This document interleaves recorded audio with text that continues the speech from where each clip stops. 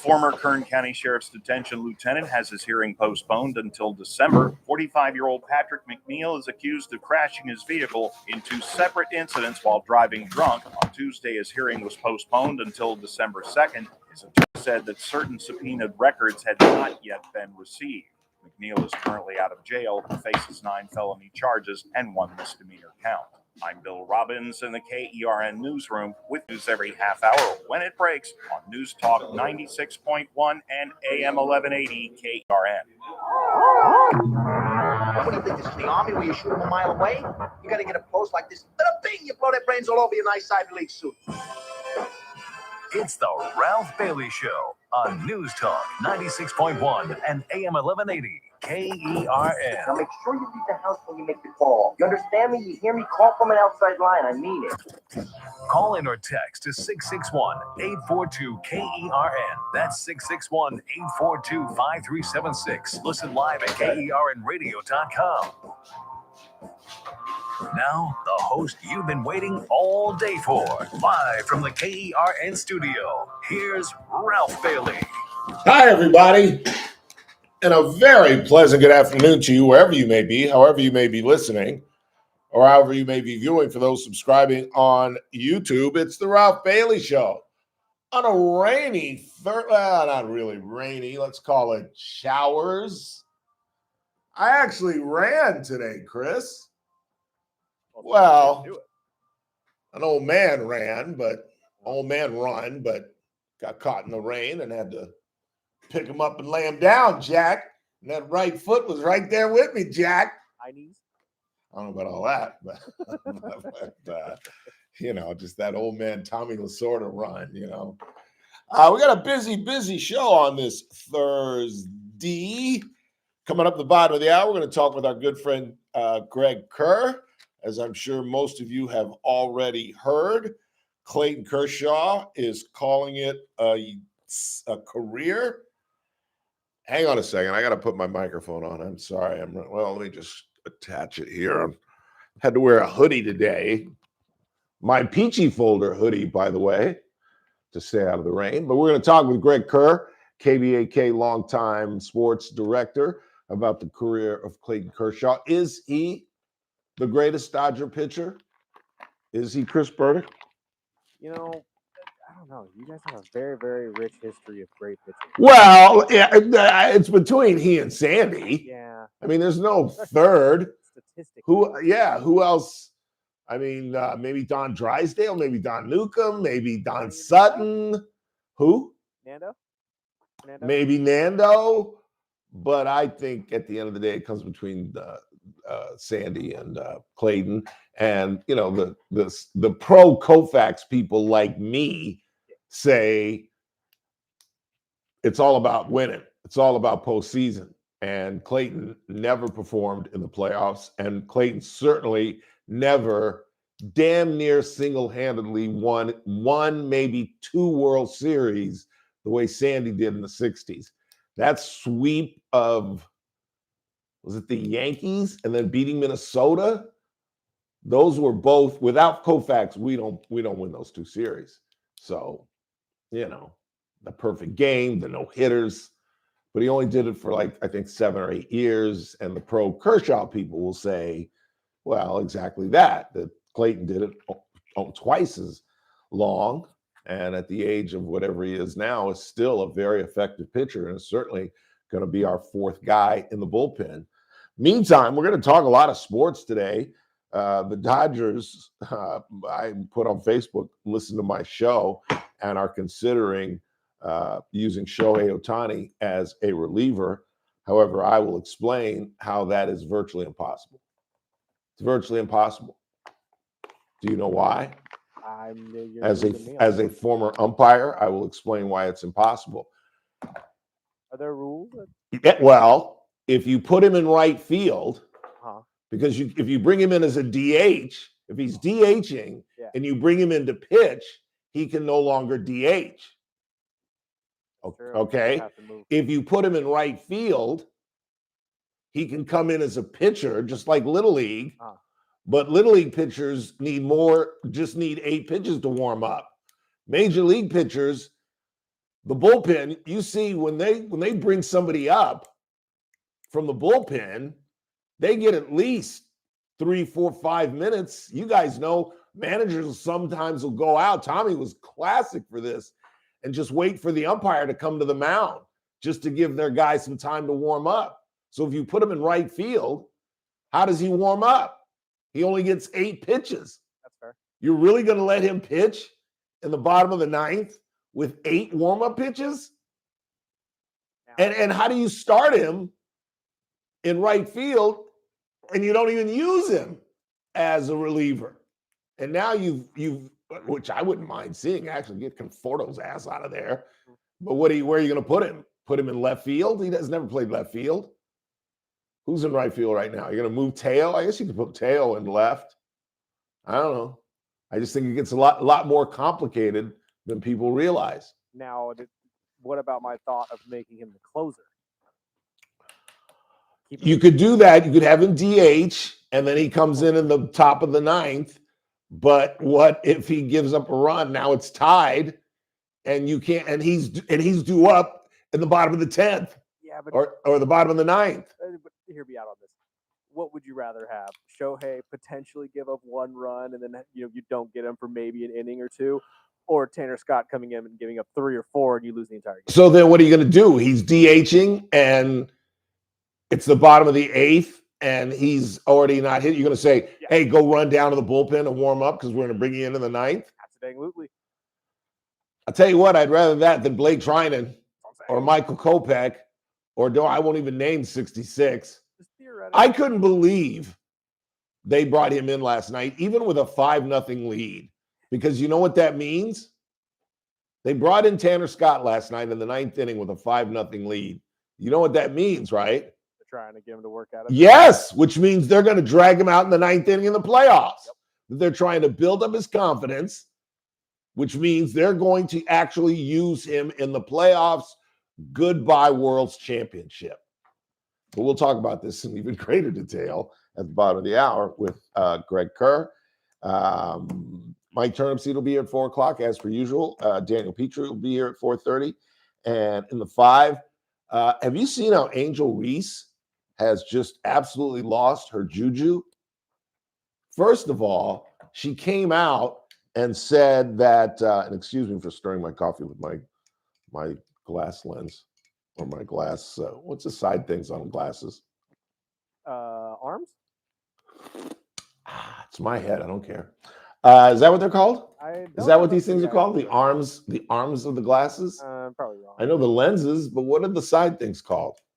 Anybody? What are the side things on your glasses called? I'm gonna go with arms. Arms? It's not bad. Oh, hang on a second. So Angel Reese started by just trashing her teammates, the likes of which we've never seen in sports. You know what I'm talking about? Yep. Yeah. And have you ever heard of this in sports? No. Where she named names. She said, I don't think Chris Burdick can handle it in the playoffs. And I don't think Bailey can shoot from 3. And it was like, what did she say? And she got suspended from her own team. She got suspended from her own team for bagging on her teammates. And she's not very good, so I don't think. Oh, she's I don't horrible. have any way to talk. Dude, I keep saying I'm going to play it, but it's really a visual thing. But I get this. Have you ever seen this thing? I get it all the time because of the algorithm, where these guys are Angel Reese, case 39. And they just keep running these things. And she comes down and easy layup, bang. And every time she misses, they yell bang. And it's hilarious. It's about a 45-second deal from one game where she misses 5 or 6 or 7 shots. Yes, shoot the 3, bang. She can't get the rebound from way out there. Transition. She's got the ball. It's a break. Oh, she threw it in the front row. Bang. And it is hilarious. She's awful. That they can get 6 or 7 ridiculous plays. Not like, oh, mustard off the hot dog. I mean, just ridiculous plays. So then, I'm not done. So then, at the end of the season, clearly pissed off at her team and teammates and administration, she says, my back hurts. I can't play. Well, First of all, she was at the Canelo fight looking hot. I'll say that much. And I think that's why she doesn't give a damn. I really do, because I think she realizes I could cut out of this league any minute and make a ton of money as a model.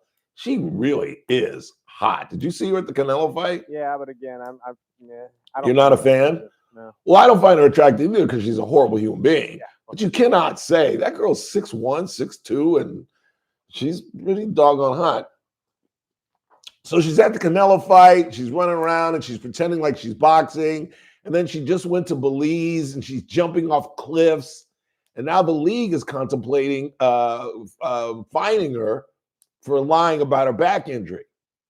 You couldn't play the final 3 games, but you're jumping off cliffs in Belize and you're pretending to box at, where's he going? 315? I just saw somebody move, so I just looked back. It was Dizzle. Where he going? No. So we'll get into that. And, the Kawhi Leonard. Have you guys been following this on your morning show? Yes, but we haven't given the update yet because it's a Ooh, little bit late. Yes, it looks bad for Steve Ballmer. Yeah, it does. The Clippers can't keep an owner. That's what I was gonna ask. They may Who's lose gonna this. afford it? They might. They that would might. be- I'll break it down to you in the 5. It is they basically did a college thing where they set up a no-show job for Kawhi Leonard. But in college, it's enough for you to eat at Popeyes and take your date out. This was a $21 million no-show job for Kawhi Leonard. So basically, Steve Ballmer figured out a way how I can pay my guy without paying my guy while paying my guy. And the league ain't happy about it. So we'll get into that. Let's go ahead and take our first break of the day. And much to my chagrin, we've got to talk more about Jimmy Kimmel. It is just, to me, the single point that I just want to make is I think everybody is really missing the point. And it's on purpose because this is being left guided as I predicted, they're circling the wagons around Jimmy Kimmel. Jon Stewart is going on his show, even though he normally appears only on Mondays. He's going on his show tonight just so he can speak out. David Letterman is calling this a travesty. They are circling the wagons. But I'll tell you the bigger point.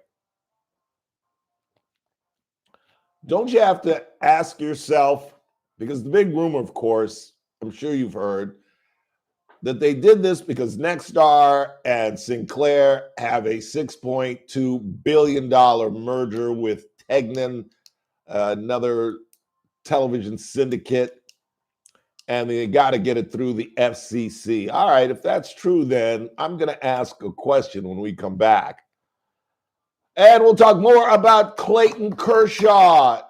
The second question I'll ask Mr. Kerr, first being, is he the greatest Dodger? Is he the greatest left-hander of our time? Would you go with him or Randy Johnson if you had to?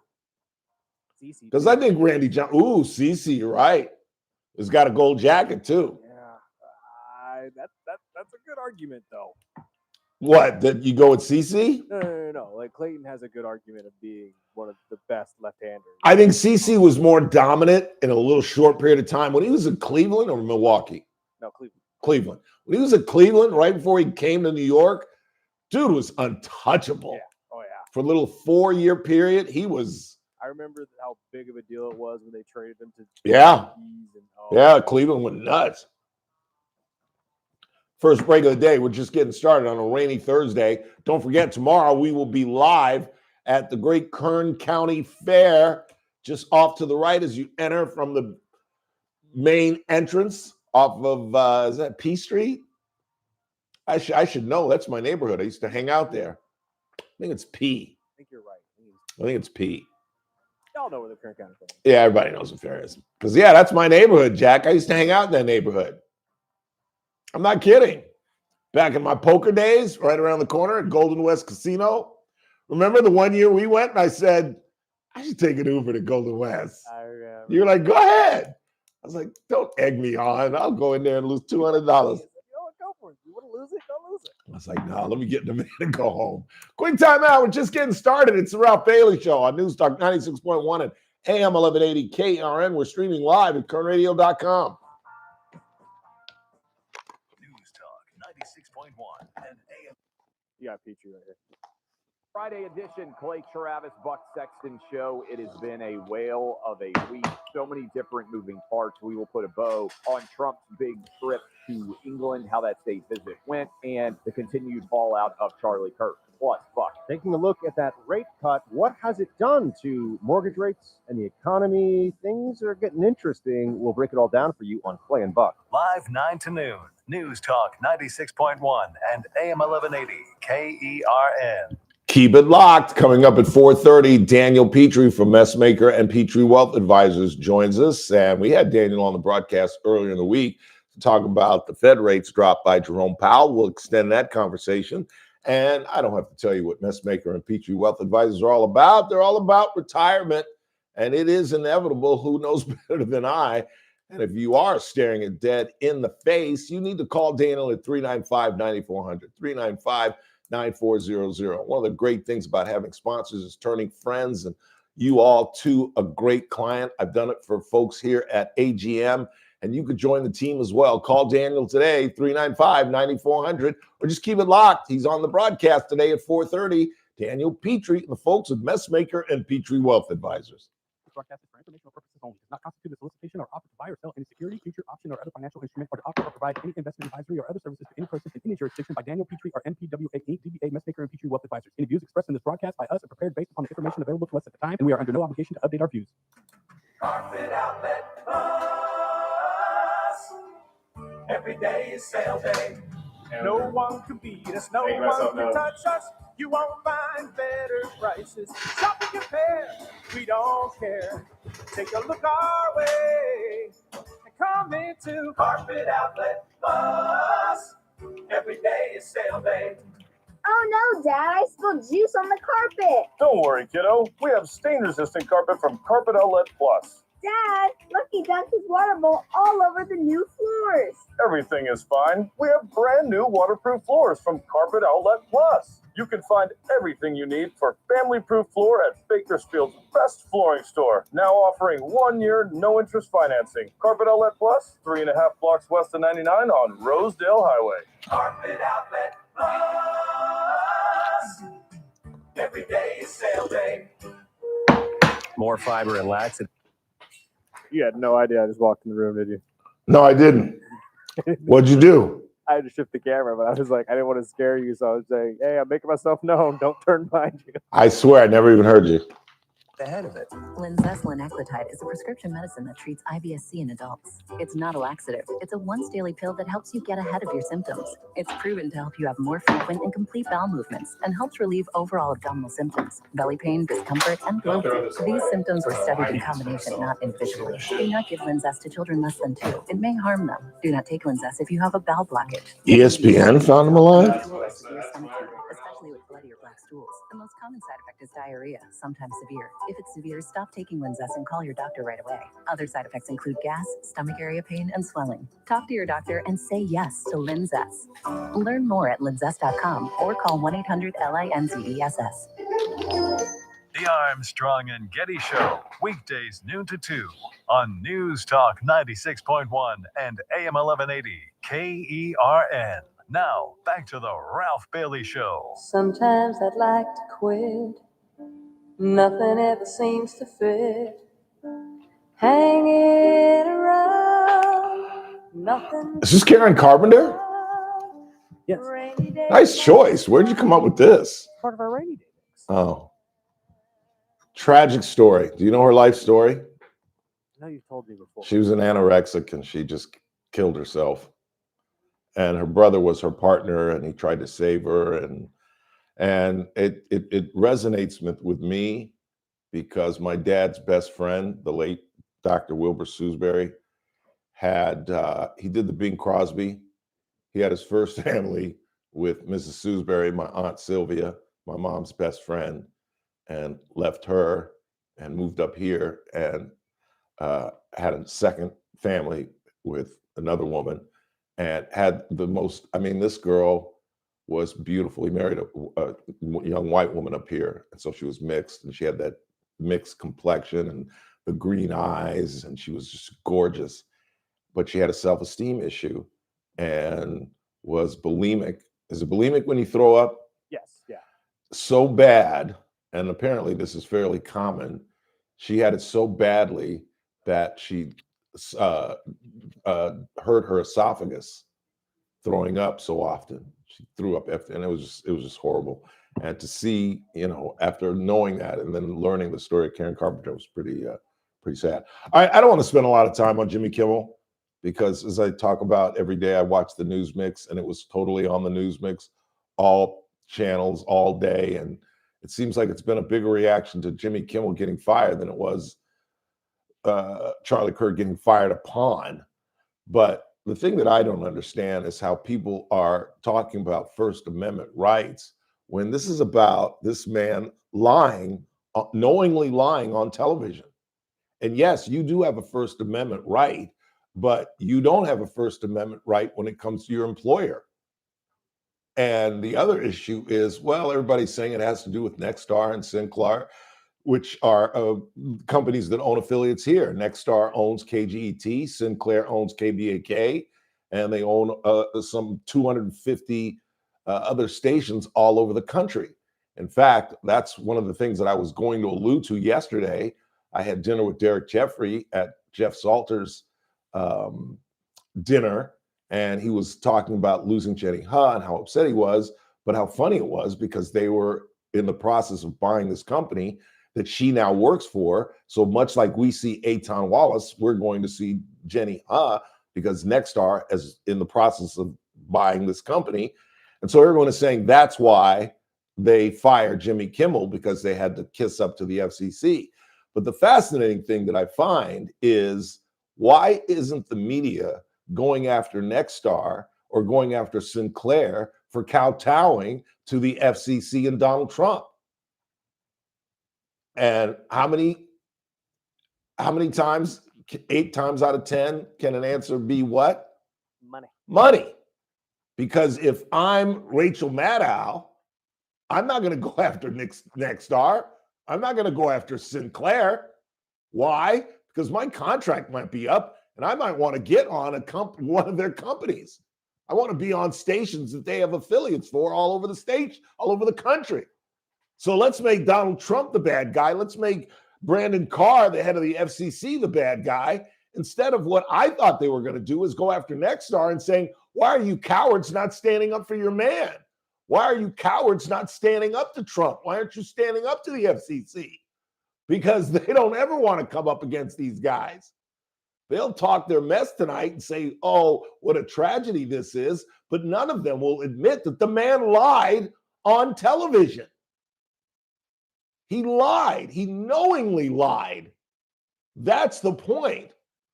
And yes, you have a First Amendment right. I will fight for Jimmy Kimmel's right to say whatever he wants, but you got to answer to Nexstar, my brother. You've got to answer to ABC. You've got to answer to other people. I can say whatever I want, and it can stay under the radar of the FCC. But if Rogers Brandon and Billy Smith think what I say is inappropriate, I get whacked. It's that simple. And the other thing that I don't think a lot of people understand is the power of the affiliates. And I'm willing to bet you, given what is going on, if you are a DirecTV subscriber or if you get TCM, Turner Classic Movie, on Spectrum, in the coming week, you're going to see the Motion Picture Network. Now, I know I often and probably too much compare life to fiction, but network is the classic pamphlet to explain how affiliates work. Most of you old folks know the story of Network. It's a 76 movie starring William Holden and Faye Dunaway and the late actor who died, I can't remember. And it's about a guy who is on a horrible network. He's an anchor at the end of his career. He's about to get whacked. So he goes on television and he says, BS. I'm tired of saying the BS. And he doesn't say BS. And of course, they sit and they meet, and we got to fire this guy. And Faye Dunaway is a young TV executive who looks at the numbers and says, have you lost your mind? Did you see the numbers from last night when he said BS? And they said, well, yeah, but he said BS. We got to fire him. Well, let's talk to the affiliates.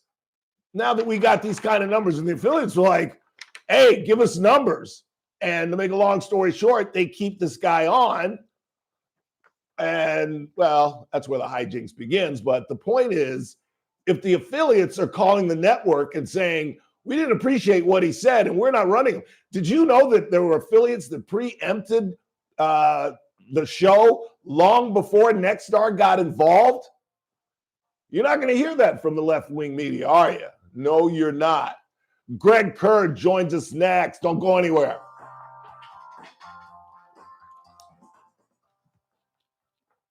News Talk 96.1 and AM 1180 KERN.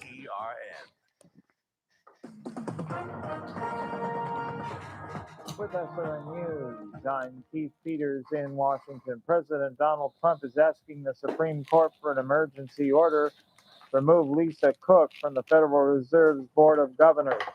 The Republican turned to the High Court Thursday after an appeals court refused to go along with his effort to oust Cook.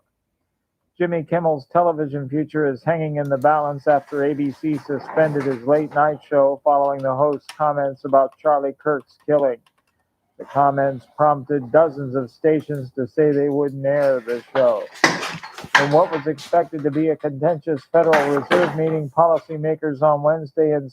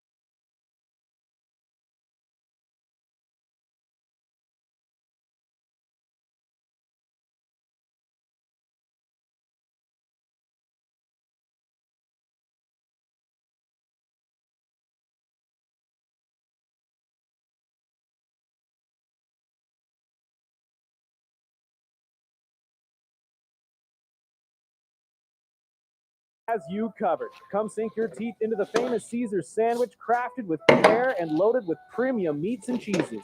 And if you're a charcuterie board master, then you need to check out Caesar's Deli's Deli Counter. It's stocked with a wide selection of Italian meats and cheeses sliced perfectly for any board. And don't forget about their assortment of olives to make it even more delightful. In a hurry for dinner ideas? Grab one of their pre-made pasta dishes, like lasagna or raviolis.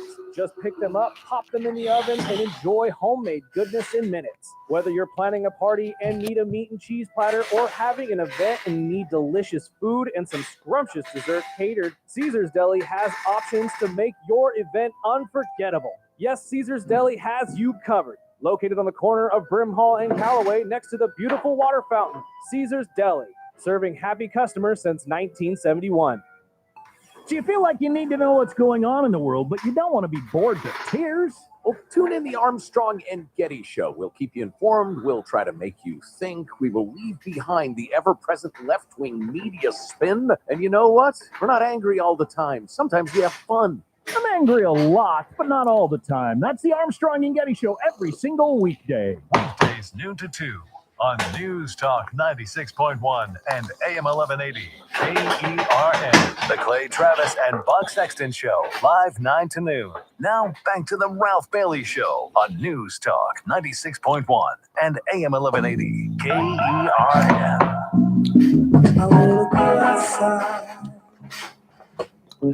In the rain. Coming up at the top of the hour, Mike Turnipseed, it's a Thursday, and Daniel Petrie talk more about Jerome Powell lowering Fed rates. But in the meantime, the Dean of Sports in Kern County there's a talk show down the hall on ESPN 1230 from noon to 2, and I'm told he does television as well. Greg Kerr joins us live. Greg, thanks. I'm good, sir. How are you? Well, many reasons to your shows to hear you sing. Like so many others, Greg. Like so many others. First on Clayton Kershaw, did you find like the timing kind of weird? Yeah, probably from the standpoint that, yeah, I guess basically it is. Although the telltale signs were out there. Oh, yeah. Beyond his age and that he's played 18 years, if you notice, his family was on almost every road. Yep. Mm-hmm. And that looked like hey, come along, let's do a farewell tour together. So even when he was in a visitor's ballpark, they were sitting right behind the dugout. Yep. We talked to him during games, even when he was pitching. Yep. He'd wave goodbye when he knew he was going out of the ball game. Yeah. So, it had all the telltale signs. I don't know why it was announced, now. Yeah. I caught him once feeding his kid bubble gum from the dugout at an away game. Yes, it was pretty funny. Exactly. Yeah. You could have seen a lot of things having had seats behind home plate. By myself in some occasions, but that's a whole other story. All right, then I got to get to the obligatory question. Let's start with, is he the greatest Dodger pitcher? Yeah, that someone else asked me that earlier today. I'm not big on lists and Mount Rushmores and all that kind of stuff. Yeah. Especially when it's different eras. Yeah.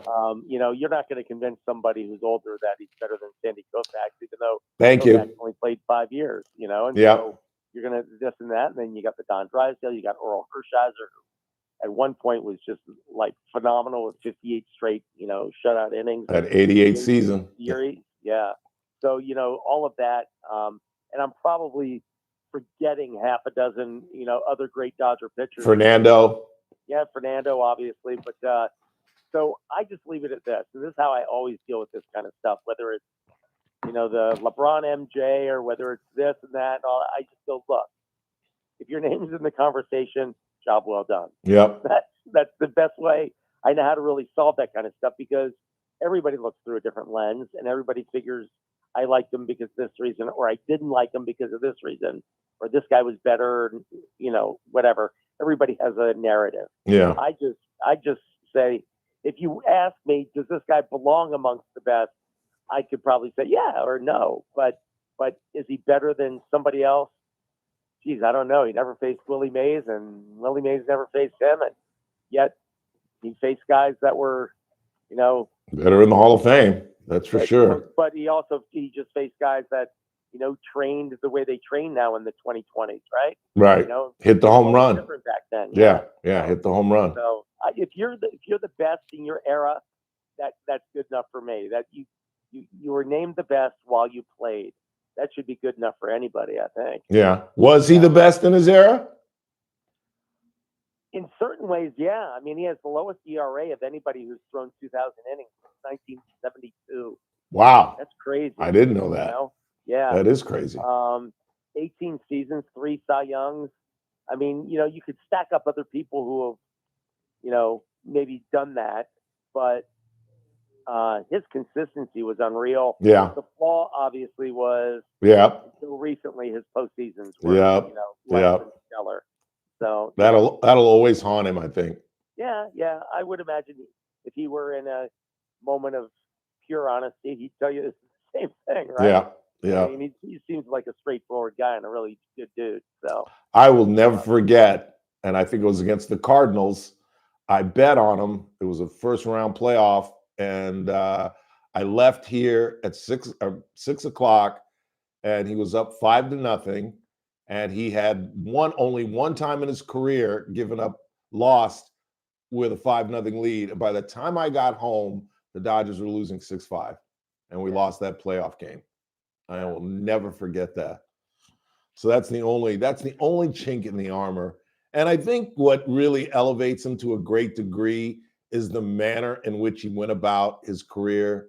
He was just a great guy with his high school sweetheart and his kids at all the games. No trouble, no contract issues, no hijinks off the field. He was a Dodger. You know what I mean? Yeah, I mean, he's the type of guy that you say, he played not just the game, but he played. It seemed like he was living a dream that a lot of us would have loved to have lived, and it wasn't about. And I'm sure he loved the contracts and the money, but it seems so often you see everybody's business on Main Street about I want an extension or I want this and I want that. Right. You never saw any noise about Kershaw Nope. off the field. Never. In any way, shape, or form. Yep. He was You a know? pro's pro. He really was, and a leader in the clubhouse as well. Yeah. Yeah. I think the only thing I can really think of off the field, and it was sort of on the field, but off the field, was when they had that. I don't want to misstate it, but like the anti-Catholic group that would play that. Oh, that's yeah. And he took a stand on that. Yeah, he did. Certainly respect that. And he put and I think this was this season, he put a religious thing on his cap the night of Gay Pride Night. Yeah. I don't have a problem with that. If the Guggenheims don't, I don't have a problem with that, to be honest. No. I mean, look, whenever you're an employee of anyone, if they want to send a message to you or do something, they know where your door is. They'll knock on it. Yeah. No question. No question. We found that out in a lot of ways. Yeah, I just was getting into it. I just got into it.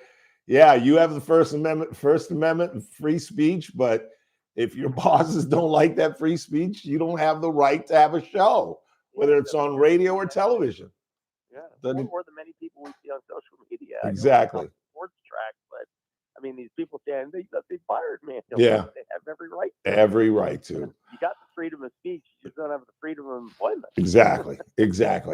I got you on the phone, so I got to take advantage. What about the Dodgers and these arsonists that are out there in left field, and this idea that you could somehow bring in Shohei Ohtani, but as a former umpire, and I know you did some umpiring, there's no logistical way they can have him relieve, is there?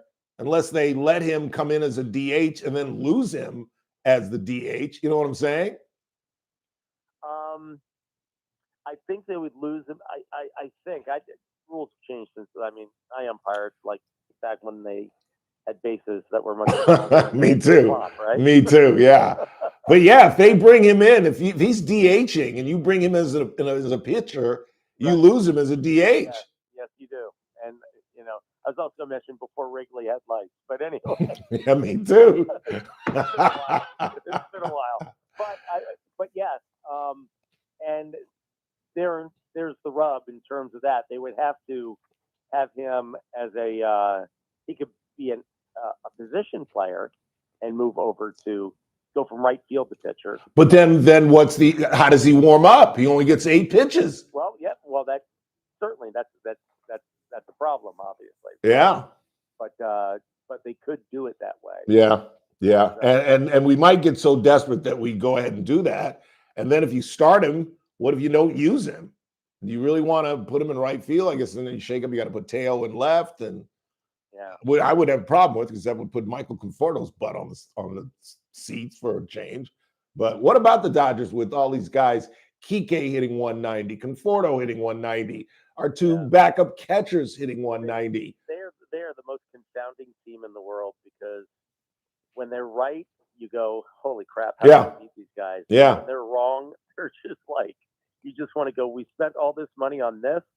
I mean, and we're one for 10 is so flammable. It's just hard to watch. It really is. It really is. Great moment last night, though, when Blake Snell was like, go sit down, Dave. Yeah. I'm not coming out. I'm just not coming out, bruh. Just let me get one guy. And I've never seen, have you ever seen that before? Where Vesia was in left field. He was halfway to the mound. Yeah. And I've seen guys pitch a fit before and occasionally win battle, but not any time recently. It was more back in the day where it was like a Bob Gibson or somebody, somebody that was accustomed to throwing complete games or something like that.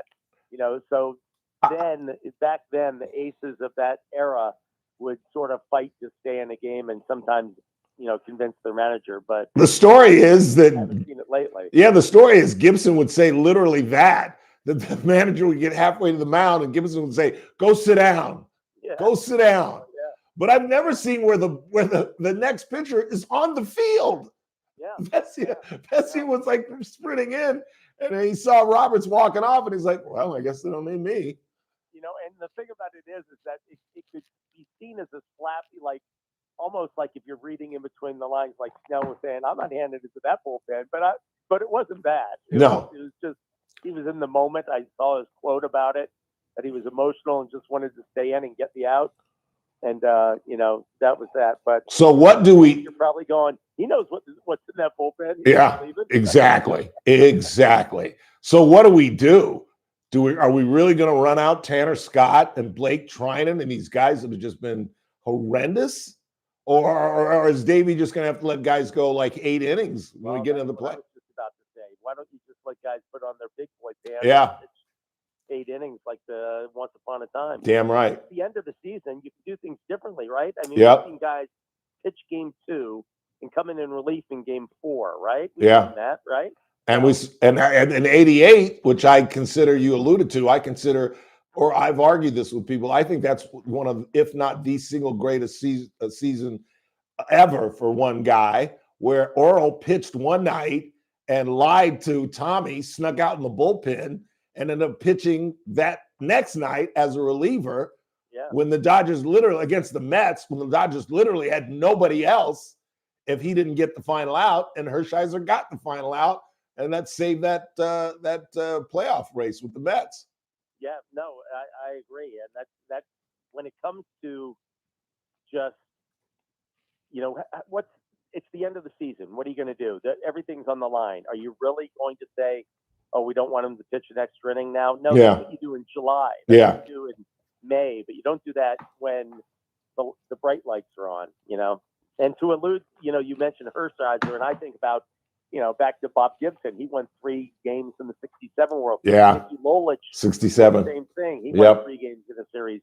I don't know if Denny McClain did. I know he had a 30-win season, but anyway, there are guys who have Madison Bumgarner.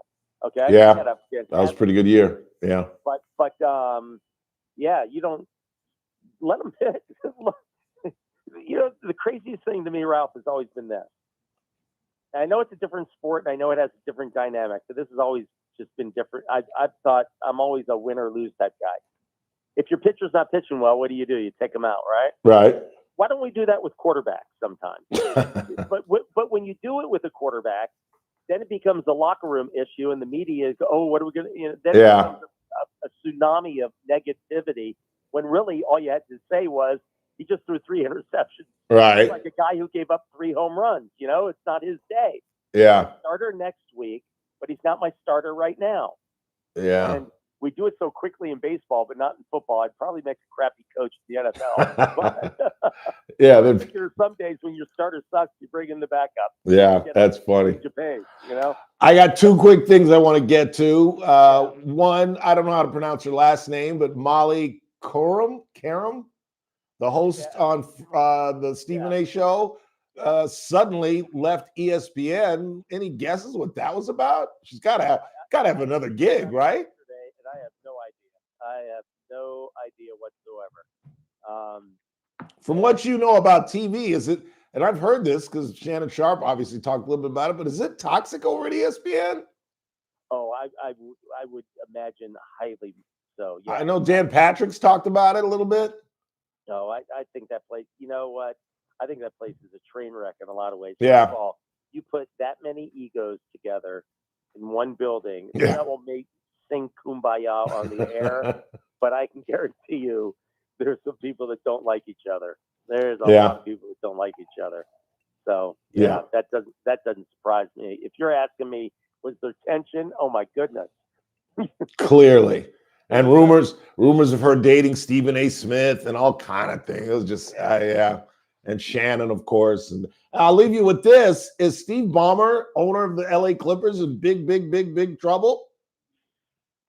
You know, I haven't dug too deeply into that to find out exactly, you know, like which way the wind's blowing on them. But it certainly doesn't look good. No, it doesn't. And yet the guy from, I can't remember the name of the company again, whatever it was, Affirmation or whatever it was. Aspiration. Yeah. Thank you. he's sort of playing like, whoa, what are you talking about? But that's, what do you expect him to say? Right. So I don't know where this is going, but it certainly doesn't look good. And it happened to the Minnesota Timberwolves a few years back, and it cost them dearly. And I think it's going to cost the Clippers dearly as well. Whether you believe them or not, I think they're going to get nailed. Yeah, I think so. All right, sir.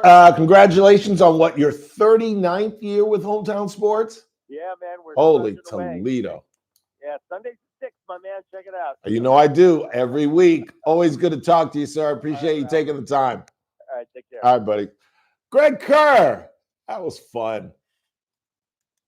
The only ace of spades I would throw on his Oral Hershiser argument. Mhm. Yeah, he's right about Bob Gibson. Mhm. Yeah, he's right about Denny McClain. True. Yeah, he's right about the other guy he mentioned. I can't remember. Yeah. None of them in their seasons got 57 scoreless innings and destroyed Don Drysdale's record. None of them. Just saying. Speaking of sports, I got a question for Chris Burdick when we come back. Who is the National League MVP? Is it his guy or is it our guy? And for those new listeners, Mr. Burdick, for whatever reason, never been inside the Commonwealth of Pennsylvania, but he is a Philadelphia Philly fan. So is it his guy or our guy? We'll tackle that when we come back. Then Mike Turnipseed will join us at the top of the hour. Daniel Petrie at 4:30. And we got some miscellaneous news and notes to get to in the 5. It's a Thursday, somewhat showery Thursday here in Kern County. Still able to enjoy the great Kern County Fair. And again, we'll be out there live. JR kicks it off at 2 p.m. And of course, we'll be there from 3 to 6. Hope you'll come by, say hi. It's the Ralph Bailey Show on News Talk 96.1 and AM 1180 KRN. We're streaming live at kernradio.com. News Talk 96.1 and AM 1180 KERN. It's the JR Show. Have you guys been down California Avenue lately between Real Road and Stockdale? My goodness, the construction is an absolute mess. You can't get in and out of businesses during certain times. It rotates. Nobody is notifying anybody about when roads are going to be open. The city has dropped the ball on this. Seriously, it took me 15 minutes just to get home from work. I live right across the street. I could have walked home faster. And the worst part is, it's going to last till the end of October. The JR Show, weekdays at 2 p.m.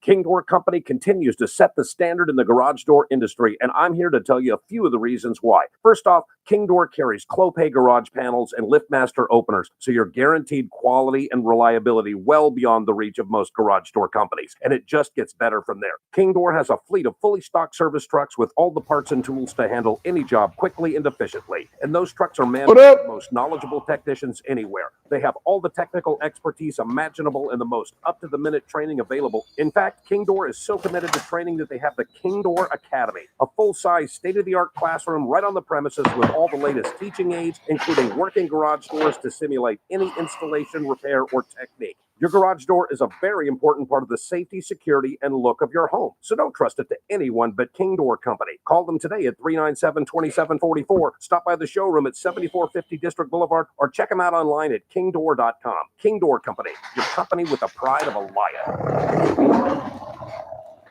Febreze. As a rideshare driver, I love keeping my car smelling fresh and clean. So when I'm driving, I only trust Febreze car vent clips, featuring 3 distinct intensity settings, because it's that little touch that sets me apart. I can turn the intensity down for subtle freshness, or I can turn it up for when I want lots of scent. So whether it's set to low, medium, or high, with Febreze car, I know my car's going to smell amazing. Which keeps my driver rating right where it belongs. Picking up, Oscar!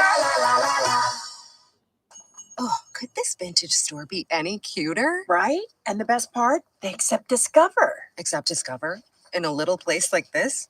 I don't think so, Jennifer. Oh, yeah, huh? Discover's accepted where I like to shop. Come on, baby, get with the times. Right. So we shouldn't get the parachute pants? These are making a comeback. I think. Discover is accepted at 99% of places that take credit cards nationwide. Based on the February 2025 Nielsen report. Cashback is not available on gas in New Jersey and Wisconsin. $5,000. That's the average amount of money people in the U.S. are now spending on gas in a year. $5,000. That's crazy. If you drive, you have to download Upside, the free app that gives you cash back every time you get gas. That's right. You can earn real cash back with Upside just by buying the gas you're already buying. You can literally start earning cash back today. I use Upside every time I fill up, and I've already made around $300. You're putting gas in your car anyway. Why not get real cash back? If you like free money, download Upside. I'm saving the cash I earn from using Upside to help pay for a vacation later this year. Download the free Upside app now to earn cash back every time you buy gas. Use promo code PARTY5 to get up to a $5 bonus on your first tank. You can cash out anytime right to your bank, PayPal, or a gift card for Amazon and other brands. Just download the free Upside app and use promo code PARTY5 to get up to a $5 bonus on your first tank. That's code PARTY5 to get up to a $5 bonus on your first tank. You're listening to The Ralph Bailey Show. Catch me weekday morning 6 to 9 a.m. on First Look with Scott Cox, News Talk 96.1 and AM 1180 KERN. I wish we could play this whole thing, or at least get to the hook. I see you. I caught you. Hey, baby, how you doing? Come on in. Take your coat off. Yeah, that's right. I caught you. Cold busted. Wish we could get to that, but we can't. All right, so let's get at it. Is it your guy, Kyle Petty, Kyle Townsend, the son of Ron Townsend, who sang for the Fifth Dimension, Kyle Schwarzenegger? Kyle, what's your guy's name again? Whatever. Is it your guy that's the MVP, or Shohei Ohtani, my guy? In my personal opinion, it's my guy. So that's because he has better statistics. I literally got on my hands and knees and prayed that you would say that, Mr. Burdick. I really did. So your suggestion is that your guy has better statistics than my guy. Is that correct? Well, okay, I'm just asking. Is that what you're saying? Is that what you're saying? He is statistically on top in some areas, and team-wise, we do have a better record. Okay. I see. Okay. I just have one question for you. Okay. And you can round up, you can round down. Just give me a give me a round figure. You can guesstimate, you can just, you can round down, you can round up, but just give me kind of a figure. How many innings has your guy pitched? Just give me a round number, round up, round down, an estimate, an educated guess, an hypothesis. How many is your guy pitched? You know that's not a fair question. Well, how is it not? My guy pitches, your guys didn't, and my guy not only pitches, but while your guy sits his fat behind on the bench, but my guy the other night gave up 0 runs. Oh, wait a minute. I'm sorry. I'm old. I smoke a lot of weed. My guy not only gave up no runs, but he didn't give up a hit in 5 innings. And my guy pitches and then goes and sits his narrow Asian behind on the bench. And your guy just swings the bat and sits his fat behind on the bench. But my guy pitches and is not only a pitcher, but my guy is essentially George Herman. My guy is essentially George Herman Ruth, and your guy swings the bat, basically. I'm just saying. I see your point, and don't get me wrong. I see the logistics behind that. No hitter, 5 innings. Here's the thing. By that logic, against your team and your MVP. No runs, no hits. Just one game. Good for you. Let's not forget that when he came back and started pitching, he looked awful. 1, 2. But he still I'm pitches. I'm not done. By that logic that you're using right now, which is fair for Shohei, that is fair. That logic, you're saying that no player that doesn't pitch at the same time as hit does not deserve to win the MVP. Then that's not true. That is so far from my thesis. That's exactly what you're saying. No. My thesis is I have not concluded. I have not concluded. My guy not only pitches, but you're neglecting to cite the fact that my guy is one of only 6 human beings in the history of baseball to go 50-50. And 3 of those guys that are in that club don't belong, Mr. McGuire, Mr. Sosa, and Mr. Rodriguez. And anybody that's ever watched baseball knows why they don't belong, because they were down in the clubhouse sticking needles in their arms. So my guy is one of 3 players, including George Herman Ruth, to go 50-50 and throw 5 innings of no-hit ball. Just saying.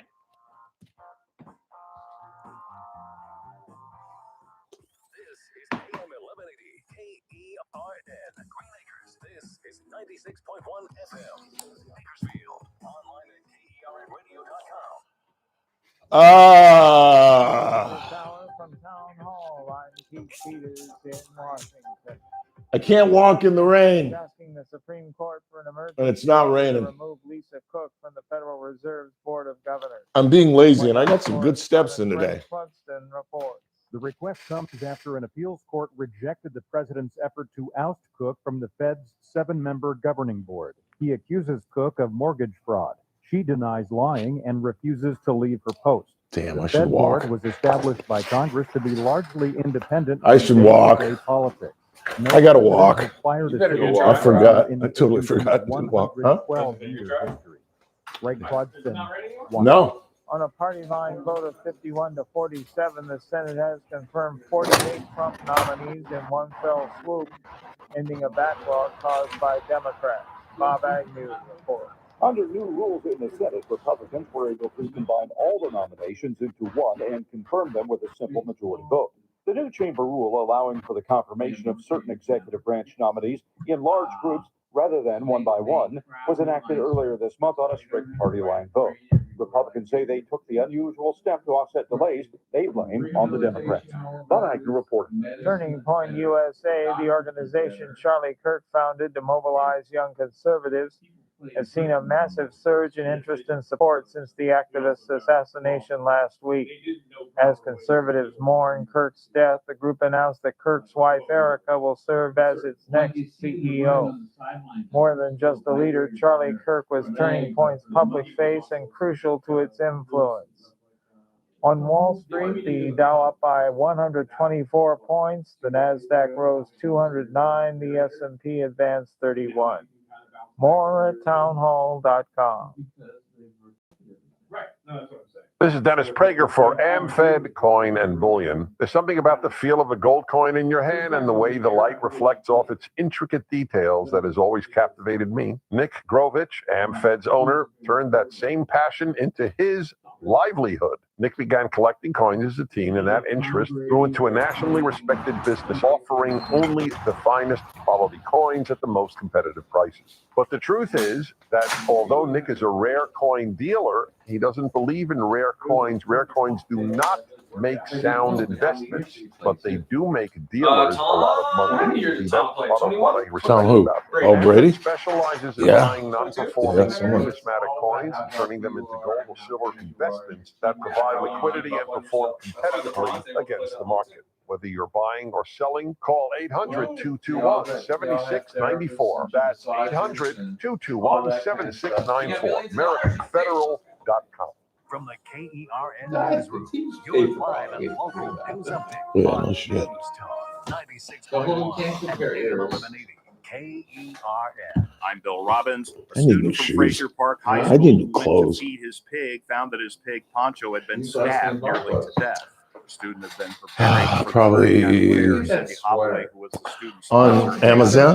raced over to Fraser Mountain I know. High School barn. I just told somebody they were complimenting me on it. I told them the multiplication table in the inside got me through 4th grade math. I used to cheat like a yeah. You don't remember on the in the in flap of the Peachy folder was the multiplication table.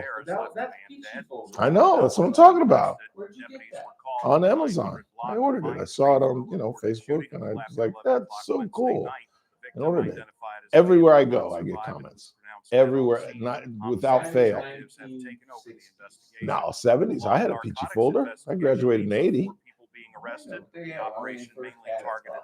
Like I had them in 6th and 7th grade, because I'm telling you, I remember I would reverse my folder and lay it on the floor and would read the multiplication table in math because I didn't know how to multiply in fourth or fifth grade.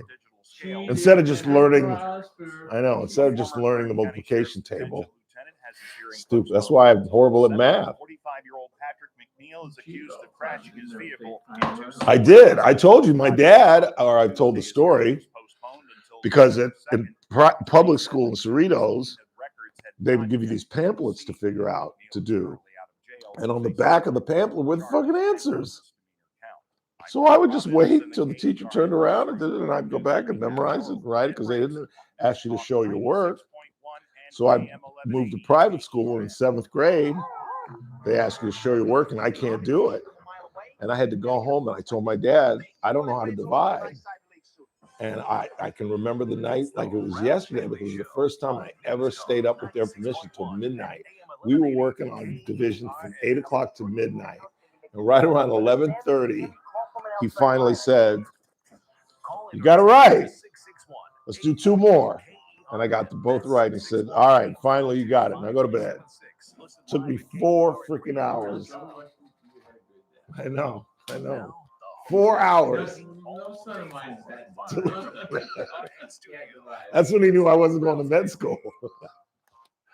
Hour 2 of the Ralph Bailey Show on News Talk 96.1 and AM 1180 KERN. We're streaming live at kernradio.com. Coming up at the bottom of the hour, our money man returns, Daniel Petrie. We had him here earlier in the week when Jerome Powell dropped the news of Fed rates plummeting. We'll talk about that again and long-term impact on Jerome Powell. And what's next? Are further drops coming in the future?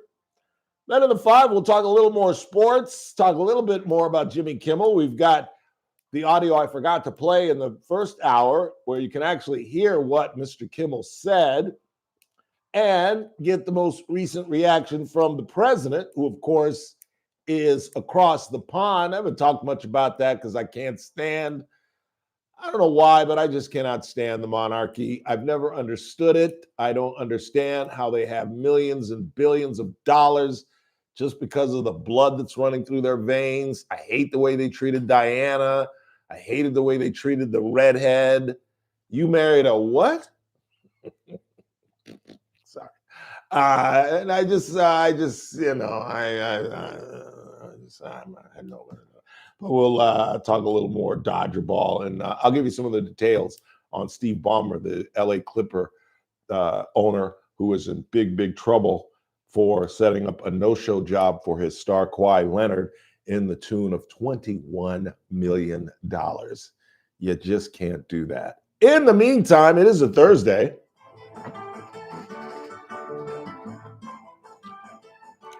Time to bring in, what the hell? What happened to the audio?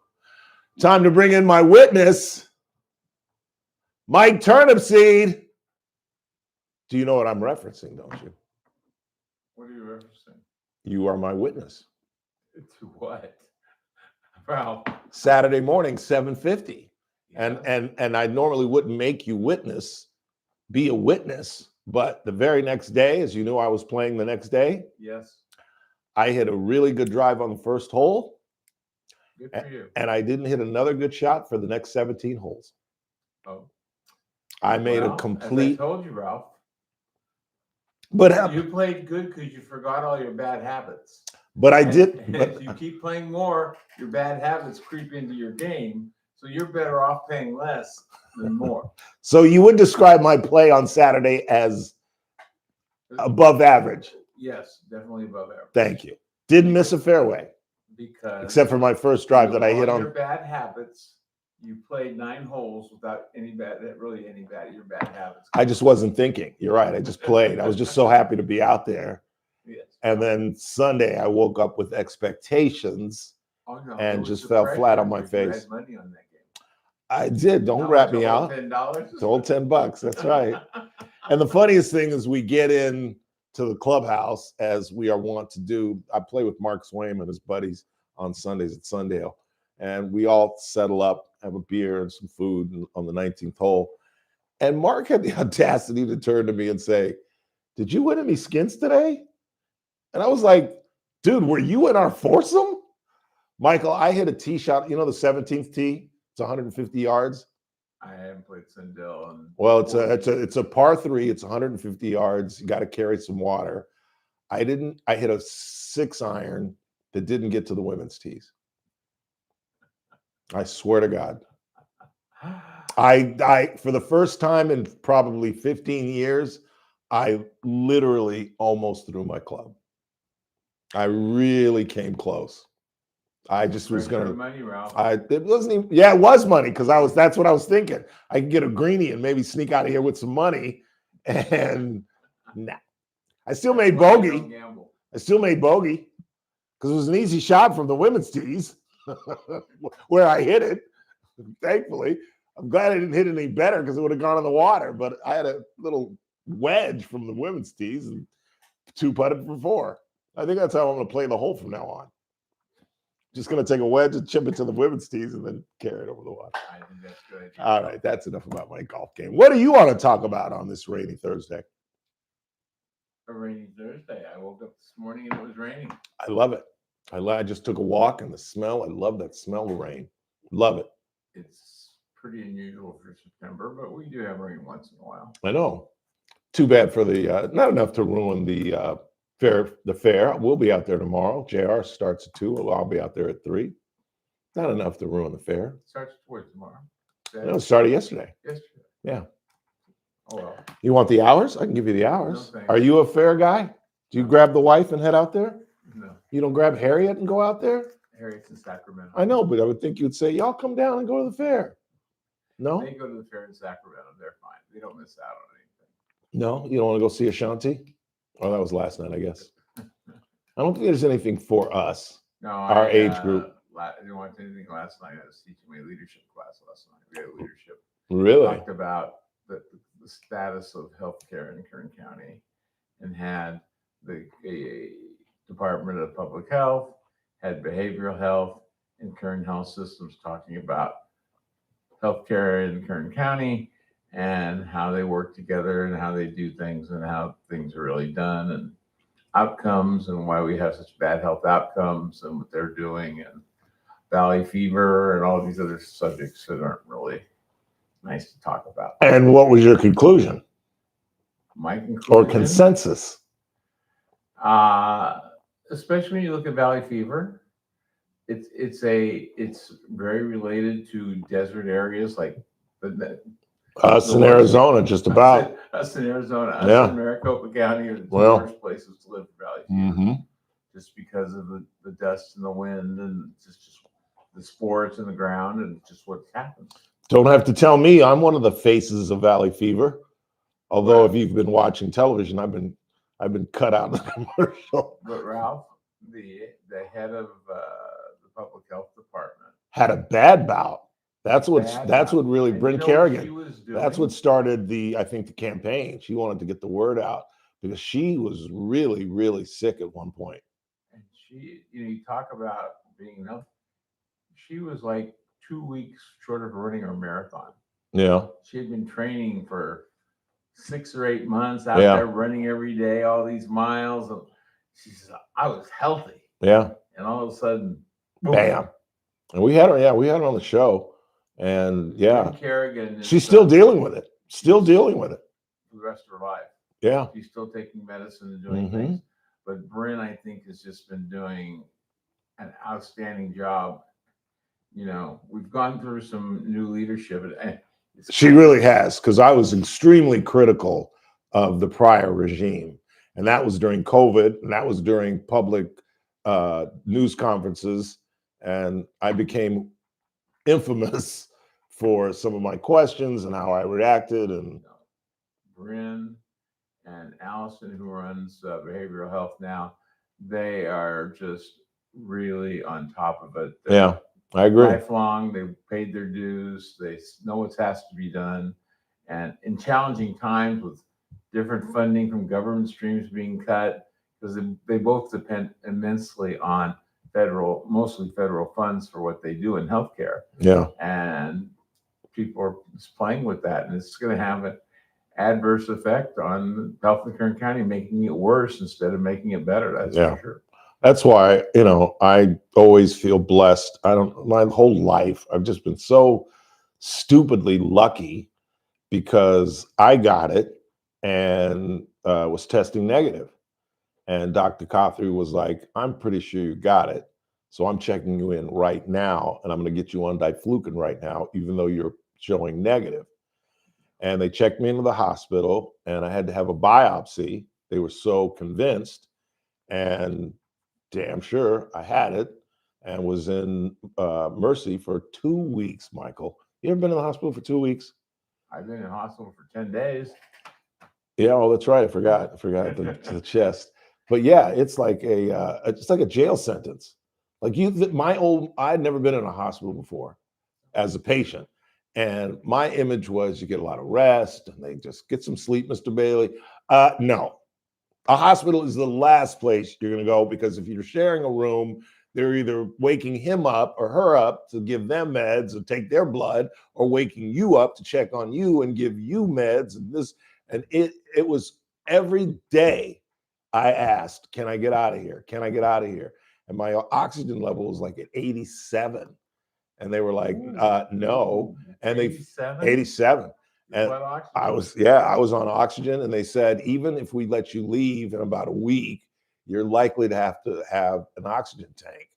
And I was in my 40s, Mike. And I had this image of me, coming in here with a big old green oxygen tank. And, and I was like, no. And it's just miraculously, after another week, I was up in the low 90s. And they were like, okay, we can let you go on 92. That's not where you're supposed to be. And I think they've done that. If you don't know what we're talking about, the Faces of Valley Fever is a campaign that Bryn Kerrigan came up with where they've gotten local folks, whether they're known or not. Some are known. I know David Torres is part of it. And a little Highland High School student is a part of it. And Bryn Kerrigan, who just tell their story. And I was a part of it briefly to tell my story about how lucky I was and how quickly Dr. Cothry reacted. It's in listening to them talk last night, the passion they have for getting people healthy, keeping people healthy, but all the cards in the gamers, there's a lot of cards stacked against getting healthy outcomes here. Yeah. It's just the way people live, the way people don't eat properly. It's just a whole list of things. And a lot of people, even though they have doctor's appointments and they have insurance and they're free, they don't go to their doctor's appointments. Oh, I'm reading about Bjorn Borg and even Dan Marino, who both have prostate cancer, and it's advanced. And the only way it's advanced, meaning these two very affluent former athletes who, when they were probably playing, saw doctors every week or every month, aren't going to see a doctor in their 50s and their 60s. That's the only way prostate cancer could be advanced. And believe me, I know, because I'm going through it, where mine jumped to 1.2 to 3.7, and we're dealing with that now. I'm just shocked by that older men post 50 don't see a physician on the regular. It's regular, Ralph. Well, for smart folks like you and me who want to live a lot longer, but some of these people just think they're invincible and they're bulletproof, and I don't need to see a doctor. Well, and that's why Vince Lombardi died. His famous quote was, "I'm not letting anybody stick a finger up my butt." Okay, Vince, sayonara. They didn't have PSA tests in this. No, you had to do a rectal exam, Jack. Yeah, boy. And I've had it a couple of times. It is not pleasant. And Hemmel doesn't even take me to dinner before that. Sorry, that's my go-to line. Oh, Ralph, you're going too far now. That's my go-to line. You have a G-rated audience out there. Yeah, well, we stretch the envelope a little bit. But no, those kind of things can be prevented if you take care of it, see your doctor, and do some unpleasant things once in a while. Well, as I said, would you co-sign this? And this is hard to say, but of all the cancers you could get, prostate is the one you want, because if it is caught early, it's like a 90-95% survival rate. Is that a safe statement? Well, because especially now, it was one of the first things with robotic surgery. Yeah. And I remember that's been like 20 years ago. The Da Vinci 1 Yeah. and SC, the Keck people for men in particular was Keck at USC. They were light years ahead of everybody. They had the Da Vinci, and it was basically the computer and the mobile knife did all the surgery, and the doc sat back on the control panel. Yeah. You know, it was the 21st century in the 20th century. My dad's late best friend, the late Wilbur Sewsbury, was in fact, he did an operation on Lily, on JR's daughter. And I would ask him, how are you still operating in your 80s? And he said, I'm not in there with my hands. I'm there in, outside the deal with robotics. And that was shoot, probably 10 years ago. So I can't imagine. She's 8. She's 8. Yeah. Lily, so Yeah. it wasn't. Yeah. It wasn't too long ago. Yeah. Yeah. So no, the world's changing, but virtually everybody, I mean, Medi-Cal, you need health care, you get it, it's free. But it's amazing how many people still because they got to go to work, or because they can't do this and they can't do an appointment, they can't take time off. And there's clinics, I know medicine is generally 8 to 5 in the doctor's office, but there are still urgent cares and places to go. And I'm saying don't necessarily go to the emergency room, because that's just clogging up and that's just a waste of resources and everything. Don't go to the emergency room. Find time to go at least to a clinic or somewhere that's open, because there's some of the urgent cares are open till like 9 or 10 at night. Yeah. Or they open at 6 in the morning. Go to one before work and find out, and have a doctor at least examine you and make a referral and send you to somewhere else, but at least find out what's going on. And you can do it by Zoom now. I mean, you've got to go in and get the paperwork and get a blood exam. But once you get the blood exam, the doctor can call you via Zoom and go over your blood tests with you. I just did that with Cothery. You don't have to even go into the office anymore. No. For some things. I mean, obviously for examinations, you've got to go in, but just to talk about back in the old days, to talk about your blood test, you'd have to go into the office and sit there for 10 minutes. I did that yesterday with the guy. I did it in Jeets today. Yeah, the tele thing? No. Oh, going in? Office. Going in, They yeah. go through their own little blood tests, different things. And I had my yearly scan on my heart. And Jeet was all excited today because, my score has actually gone up.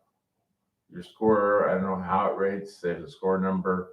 And last year I was at 38. And now you get above 50, you're back to kind of normal. My heart's back to normal. It's like 54 on my test. Well, it's all that golf you're playing. That's what that is, Jack. Get a little exercise with your boy. Well, I still walk, but I mean, I walked before. But the idea is that the medicines and everything and whatever's going on, and it's coming back. Not that it's fabulous. It's not hitting 300, but I'm hitting probably 250 or 260. Yeah. And that's better than hitting 200. Doggone Skippy.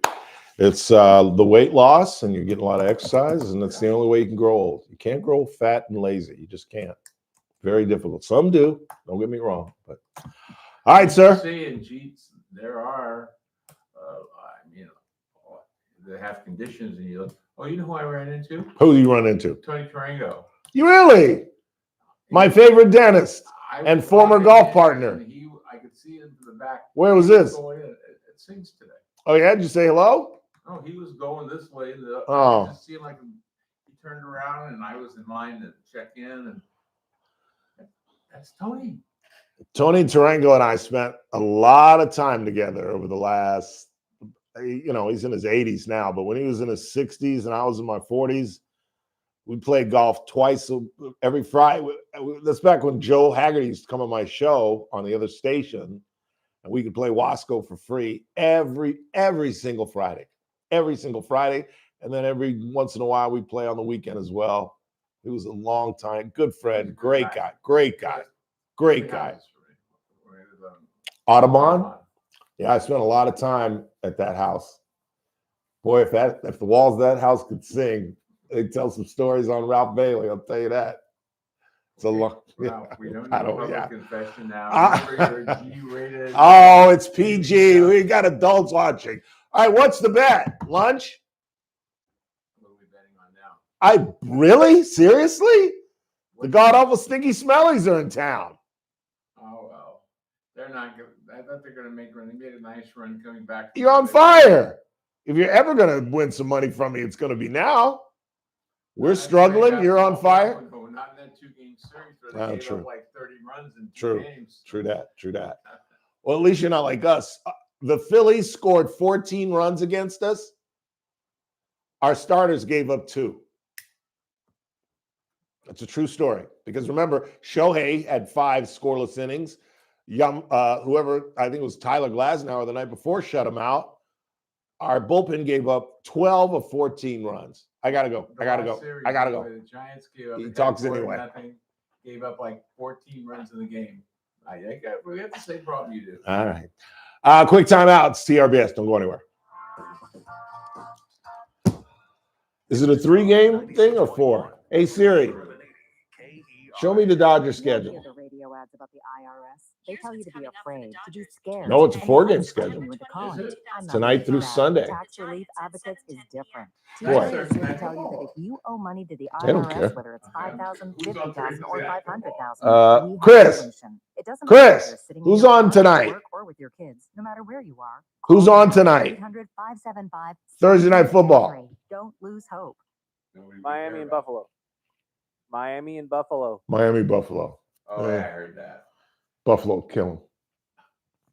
And Josh helping Allen individuals healthy, fix their 100%? IRS Yeah. problems. We have over 1,000 5-star Better at reviews on something he Google has and an some A+ with the Better Business. Is Review. Josh Allen Don't be okay? afraid of the IRS any longer. Yeah, he's fine. He's the best quarterback. What's the line? 11.5 last time I checked. 11.5. Ooh. Oh, I was going to say that. 83. That's And they're playing in 800-575-1783. 11.5 for Buffalo. Is it in Miami? Miami? Oh, it's in Buffalo. Oh, it's in Buffalo. Battery issues? Choose the #1 name in power. Oh, P1 okay. Battery. We've I got you don't think that's covered with enough. top quality batteries for You'd lay the 11? cars, scooters, I'd lay the 11. motorhomes, garage That's fine door points. openers, ski fobs. You're up go-karts, 21. They alarm score some, systems, or up wheelchairs, 17. They and score so some much needless more. touchdown at the Josh end. Allen gets hurt A1 right away Battery has first. it with multiple He locations gets to hurt the serve first you. series. Enjoy free. Oh, Their season is over. The whole season is Starters, over. alternators, and electrical systems. Plus, get Miami, free I don't know why installation they with got any that. They were really purchase. pretty good First 2 Friday seasons of each ago. month. Because Tua's not that good. Their offensive line isn't that good. They can't run the football. They really only got Tyreek Hill as a receiver. They just, yeah, they were close a couple of years ago, but they weren't even. That'll be a good game because the Cardinals are undefeated. Let's see if they're for real. What's the deal? Is what's his name back? No, for you guys. No, the other one. Your quarterback. Bono? I'm not Bono. What's his name? We're receiving reports Purdy. that this Christmas Purdy. you're invited to climb He aboard the actually enchanting practiced Pacific Coast yesterday, Railroad's Jingle But Bell you know Express what? for a one-of-a-kind Hey, you got a chase going on. Santa's Village. Everyone, including this astute You got a slow reporter, speed knows chase that going on in the LA. only Look at way that. hills to get to the North Pole is on real trains. He was doing the boogie tape for a minute, but I think he's down to the rims. It's a murder suspect. Really? That's what they're saying. Is that front tire on a rim? Yeah, and the back Spikes? The back bumper's falling off. Too. Oh, yeah. Look at that. This just in. Look at how fast he was going at one point. Only runs for a limited time from November 28th to December All right, man. We'll see you. Sell out fast, but don't worry if your plans change because this I don't know. You want to play? No, I got this suit. I didn't do it last Make sure you reserve your seats on the Jingle Bell All right. Express by going to Christmas at themargarita.com like before all the day, Christmas no tree phone calls, no passes you bothering by. me. Yeah. All right. All right. I'm See you JR later. Torres. Catch my show, The JR Show, weekdays at 2 p.m. Now, back to the Ralph Bailey Show on News Talk 96.1 and AM 1180 KERN. You know, it's amazing.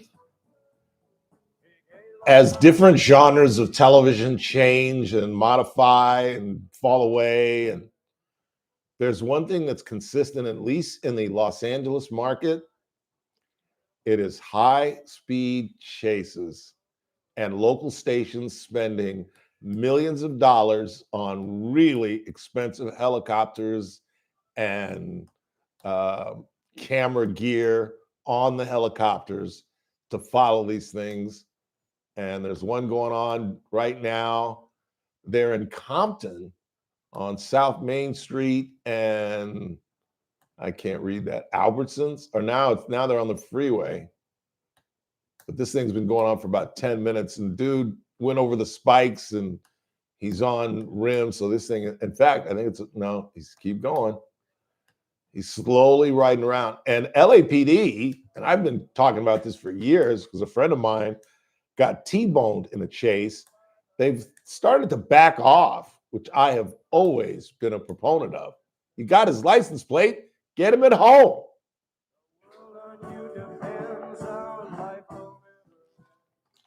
News Talk 96.1 and AM 1180 KERN.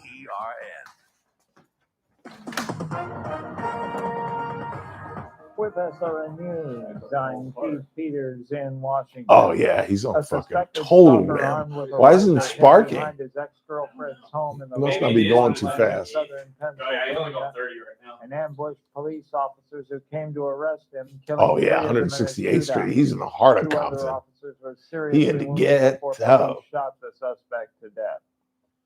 President Donald Trump is Which asking means the he's a Supreme brother. Court for an emergency order to remove Lisa Cook from the Federal Reserve's Board of Governors. The Republican turned to the High Court Thursday. I wonder after why the they do appeals this. Court refused to Just go to catch along with another its effort charge. to oust Cook. On Wall Street today, the Dow Everybody thinks Jones they're gonna be the Industrial one guy that Average gets up away. by 100. Oh, look, did you see that? One of his tires just fell The off. Nasdaq rose 209. The S&P 500 advanced 31. More details at srnnews.com. And they will not leave this thing till it ends. That's what oh, look, now this I think that's smoke. From the KERN Oh, no, it's a reflection. Your live and local news update on News Talk 96.1 and AM 1180 KERN. I'm Bill Robbins. A person is hospitalized after a truck belonging to an oil field contractor in Elk Hills exploded Wednesday morning. Black smoke could be seen from miles away. A spokeswoman for the local oil producer, California Resources Corps, said that the contractor was performing above ground work when his truck ignited. The contractor was taken to the hospital. A Kern County Sheriff's deputy was involved in a car crash on Rosedale Highway near Allen Road. It happened at around 7:30 last night. According to CHP, there were only minor injuries. The deputy's car and another vehicle reportedly both had front end damage. Who was injured in the crash has not yet been reported. The cause of the accident is being investigated. I'm Bill Robbins in the KERN newsroom with news every half hour or when it breaks on News Talk 96.1 and AM 1180 KERN. When your business technology breaks down, you need help fast. And you need it from the people who understand your local market. That's one of the main reasons we teamed up with Adaptive Networks, because we have a unique business. Because when our IT goes down, you hear nothing, dead air, and we're dead. Adaptive Networks isn't some faceless call center in another state. They're right here in our community with local technicians who know Kern County businesses inside and out. And while other IT companies make you wait hours or even days for support, we just can't afford that. Adaptive Networks delivers lightning fast response times. We're talking minutes, not hours, because when your systems are down, every minute counts. Their team doesn't just fix your problem quickly. They treat you like the neighbor you are. Real people, real solutions, real results. Call Adaptive Networks today, 661-241-0638, or visit adaptive-net.com. Adaptive Networks, your local IT experts, always here when you need them. Friday edition, Clay Travis, Buck Sexton Show. It has been a whale of a week. So many different moving parts. We will put a bow on Trump's big trip to England, how that state visit went, and the continued fallout of Charlie Kirk. Plus, Buck. Taking a look at that rate cut, what has it done to mortgage rates and the economy? Things are getting interesting. We'll break it all down for you on Clay and Buck. Live 9 to noon. News Talk 96.1 and AM 1180 KERN. The Charlie Kirk Show. Weekdays at 6 p.m. on News Talk 96.1 and AM 1180 KERN. Now, back to the Ralph Bailey Show.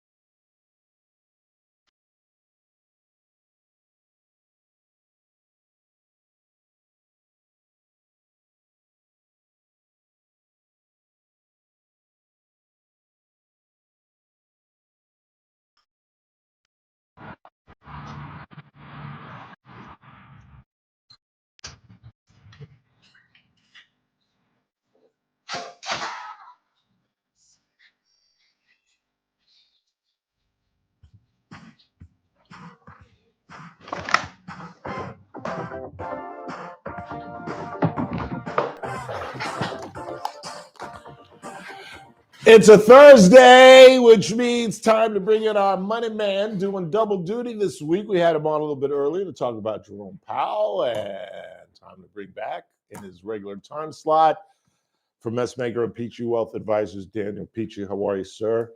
I am doing well, Ralph. How are you? I am well. I ran today. You ran? Yes. Please elaborate. Got caught in the rain. Okay, I was And going to say if it had something to do with the rain, but I didn't guess that. I mean, it was more like a Tommy Lasorda jog run kind of thing, but It counts. you doggone right. The right foot is healthy, and it just feels good to feel normal again. It's a 3-month struggle with this gout, man. I've never had it that long in my life. It's crazy. Yeah, crazy. Do you have to do certain shoes? I mean, I'm assuming like a soft running or shoe or walking shoe is helpful. No, I've been wearing dress shoes when I'm dressed like a bum today, so I'm wearing topsiders, but I've been wearing, when I wear slacks and stuff, I can wear. Now during the 3-month battle, no, I couldn't get a hard. Yeah, that was my thought. No, couldn't get a hard shoe on. Yeah, couldn't get it on. Couldn't, just because my ankle was so swollen and just the pain of trying to force it in, even with a I almost said tongue depressor. What do you call that? When you're trying to put your shoehorn? A shoehorn. Yeah, even with a shoehorn, it was still really painful. So no, I wore none but topsiders the whole 3 months. Did they ever explain to you why, or do you know why it was so bad? Uric, just high level of uric acid. Wow. I just ate just really, really badly, and it builds up, and then it hits in. Huh. It doesn't. You can eat badly for like a week. It's not going to hit you that Friday. It builds up, and your uric acid level should be about a 5, and mine was like 9, which is really, really Did your high. dad or anybody suffer? No one in my family. I just know it. My uncles, nobody in my family has it but me. But I'm on medication, and I'm A-OK. Well, there you go. I'm on the allopurinol finally. Yeah, so I shouldn't have any problems. Anything left to talk about in terms of Jerome Powell and Fed rates? Anything we can add to what you told us earlier in the week? No, I think today in the markets was a little bit more normal reaction to yesterday. I know we talked a little bit about that, but I think it's a reaction to the buildup, and then today was a more normal reaction to lowering rates, which the market was up. Let's see, after hours, I think we're up a little more. Although at these levels, being up a little really doesn't, I mean, that can go different in 5 minutes. Right. Yeah, we're up a little bit. Yeah, that's good to see. Hours, not bad. That's good to see.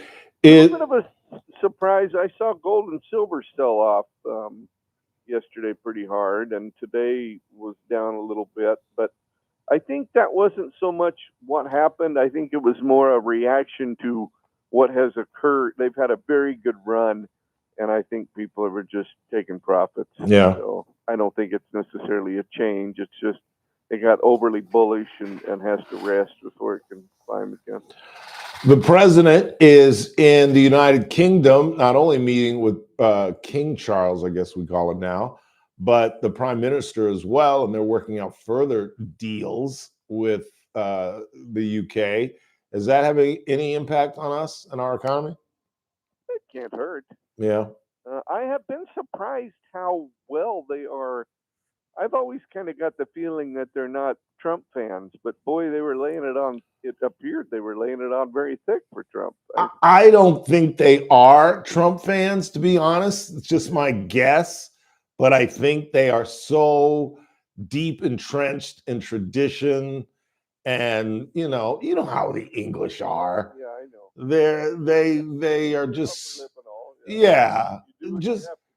just the way he pretended that he loved Diana when he was sleeping with his current wife and really couldn't stand Diana.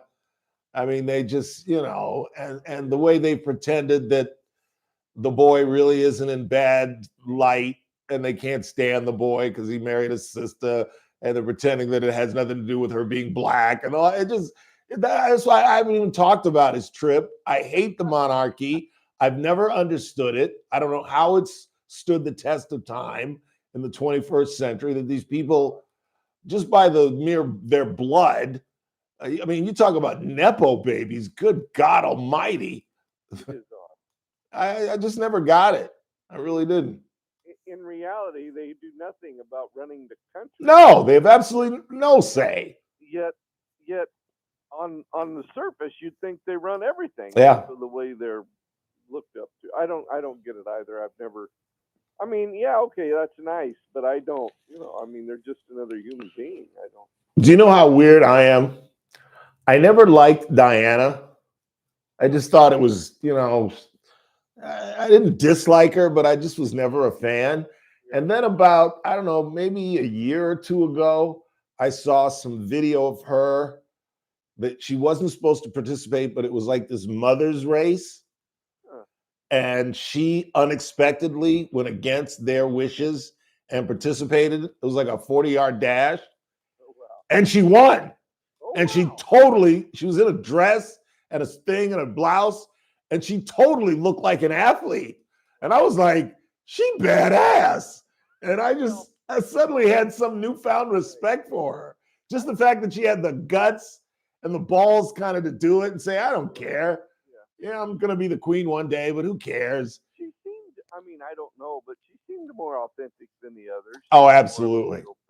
And that's when I began to like her, really, when she started dating that guy that she died with and got away from the monarchy. She seemed like a decent human being. And I still never understood how the whole world was just stopped for this woman's death. I mean, I get it, but I don't get it. Yeah. Yeah, I mean, she wasn't royalty anymore. I mean, she was, and even if she is, it doesn't change the world. Yeah. And I mean that for any celebrity.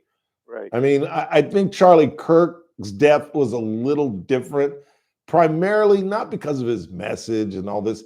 I think because it was live, his family was there. He's the father of 2 young children and a beautiful young wife. And I don't know. Yeah. I think most decent people, Or what it represented. Exactly. Almost like a coup de grace about the political divide we have in the country and where will we go from here? Yeah. Does this nonsense with Jimmy Kimmel and the networks have any impact on the economy? I don't think so. And the FCC getting involved and all that? Things like that happen well, maybe not to that degree, but things like that happen all the time. And as we get moved away from it, people will realize, yes, you have freedom of speech, but there are consequences to speech. So You can't lie on television. And at the end of the day, you still have to answer to not only the network, but most importantly, the affiliates. And it was the affiliates that got him fired, if you want to know the truth. Right. When they started calling the network and saying, hey, look, we ain't running this. Right. Yeah, money talk. Yeah, that doesn't fly in Des Moines, in Omaha, Nebraska, in Wilmot, North Dakota. You know what I'm saying? You can piss off half the country and have people engaged in a way, but you can't write them off, so to speak. Yeah, exactly. Democrats really haven't. I was talking about that the other day. How Hillary started this in 2016, calling MAGA deplorable. You can't insult half the nation and be shocked that the Democratic approval rating is at an all-time low. Yeah. Hey, help me with this one. Yes. Kamala, I guess, in her book, I've been hearing about. Oh yeah, they let some new excerpts out. Yes. Okay. So she says she really wanted Pete Buttigieg, who is a smart guy. Yeah. He's very articulate. Yeah. But they couldn't take him because he's gay, and she didn't think a black woman. She's married to a Jewish man. I guess they didn't want to alienate. People. It's a bunch of crap. It's a bunch of crap. They picked Tim Walz. By definition, aren't they being? They're being discriminatory. Absolutely. They didn't pick him because he was gay. Yeah, isn't that incredibly ironic? Yeah. Isn't it? And you pick this typical older white guy, and then you tried to present him You tried to present him as this hunter, and all the hunters came out because he wasn't holding his shotgun correctly. And then they had you see the video of him fixing a car? Yeah. Fixing a car. So He's running for vice president. they picked the less qualified guy over the Thank you. white man. It's a form of DEI. Yeah. It really is. Thank you. It totally is. It shocks me, and it shouldn't, because I know the world isn't as fair as I like it to be sometimes, or fair as it should be. But they get away with it. Amazing, they get away with that. And it still, shows the stupidity of Kamala Harris, Oh, bad decision. because every pundit would have told her, forget Buttigieg, forget Waltz. Josh Shapiro is the most popular Democratic governor in North America, but she couldn't do that because he's a better candidate than she. Yeah. And you never pick somebody who's going to overshadow you. And so she's just proving that some people can't own their mistakes. And this is what you got to watch, Daniel. Yep. Tuesday, she's going to be on The View. You got to DVR it. Which is so funny to me, because she's returning to the scene of the crime, because I believe her campaign absolutely ended. She didn't answer the softball question. Exactly. What would you do differently? And she said absolutely nothing. Right. And that was it. That. I forgot about that. And Ralph, I know you watch The View, but I just don't know if I can pull myself together enough to actually do it. It's difficult some days, I'll tell you. It really is. Forgive me if I don't. I don't need extra blood pressure medication because I watch a show that sends me into overdrive. Well, you know what? They may be on the FCC's radar now, because now Brandon Carr is talking about, they're produced by ABC News. That's why I watch it, because it's a very well-produced show. I mean, they're getting Kamala Harris, for goodness sakes. They get some really good guests. Seems to be ducking and diving all this. Absolutely. So they get really, really good guests. But they are trying to say that they are not a news program, which means if they're not a news program, you've got to provide equal time, and they don't do that. So they may be on the radar of the FCC and Brandon Carr. And it's and I don't think it's coincidental that today they did not speak one syllable of Jimmy Kimmel. Not one. And they were the only show that I watched this morning that didn't. Yeah, that's still been the rage. Oh, it's been all over the news all morning. The reaction that Jon Stewart's going on his show unscheduled today. Here's what Dave Letterman had to say. Here's what this guy had to say. Well, I've got some audio that I'm going to play in the 5 that shows just the incredible transition that these late night shows have taken. Interesting. Yeah. Interesting. Anything before I let you go? Let's do a little bit. The debt. What do you got? A little over $29 billion. Well, at least it came down, I guess. I think the big story is we have done $500 billion in about 3 months. Wow. Because of that big jump we had last week. Yeah, that's frightening. Yeah. That really is. It's gone from a little over 37 trillion to almost 37.5 in about 3 months. Wow. Where does it end, Daniel? Yeah, it doesn't. And our poor grandkids. It's funny. It's ignored. I guess, what do they say? It isn't a problem till it is. Yeah. So they just ignore it like it doesn't exist. And then when it does become a problem, it will be, it'll be, it's sad. And the thing that people don't realize that history has told us, democracies fail. Governments fail. They do. They really do. And if we bankrupt Social Security, if we can't take care of our elderly, and our deficit goes to a point where it's untenable, this country would be a fourth-rate country. And people are unpredictable. Yes, they are. I mean, scary. Take away some of the things we take for granted, and it doesn't take long for us to get to the lowest common denominator. Our children aren't having babies. Our young men are disaffected and disengaged and violent and are ready to quit when they think life gets tough. It seems like there are warning signs, Ex- little warning signs Yes. everywhere. Yes. Yes. And we just compartmentalize them like, well, that doesn't matter. Yeah. That doesn't matter. As much as it sucks to be old, I'm not sure I'd want to be young right now. Yeah. Well, and it's interesting. Anybody our age I talk to sees it, feels Oh, it, yeah. and agrees. Yeah. And then I'm like, well, what's bizarre about that? Not that we all agree, but we can't change it. Well, because we knew what life was like in the 20th century. Yes. And it was We lived nothing like today in a very, very bad way, unfortunately. Amazing. Yeah. Have a wonderful weekend, sir. Good luck to your Sox. Yeah. Are they still in contention? Yeah, we are. We're about 2.5 games ahead of the last wild card spot. About 10 games left. It's going to be an interesting week. It really is. Yeah, I think if we go 500, we'll get it, but we're kind of fading here. Yeah. towards the end, so All right, sir. Good luck. fascinating. All Thank right. you. You as well. Go All right. Dodgers. Thank you, sir. We'll talk to you next week. Be well, Ralph. You as well. Daniel Petrie from Messmaker and Petrie Wealth Advisors. His phone number 395-9400. And he's located right on the corner of 21st and Oak. In the meantime, you're listening, of course, to the Ralph Bailey Show on News Talk 96.1 and AM 1180 KERN, where we're streaming live at kernradio.com. News Talk 96.1 and AM 1180 KERN. Do you feel like you need to know what's going on in the world, but you don't want to be bored to tears? Well, tune in the Armstrong and Getty Show. What up, what up, what up? Informed, we'll try to make you think. We will leave behind the ever-present left-wing media spin. And you know what? We're not angry all the time. Sometimes we have fun.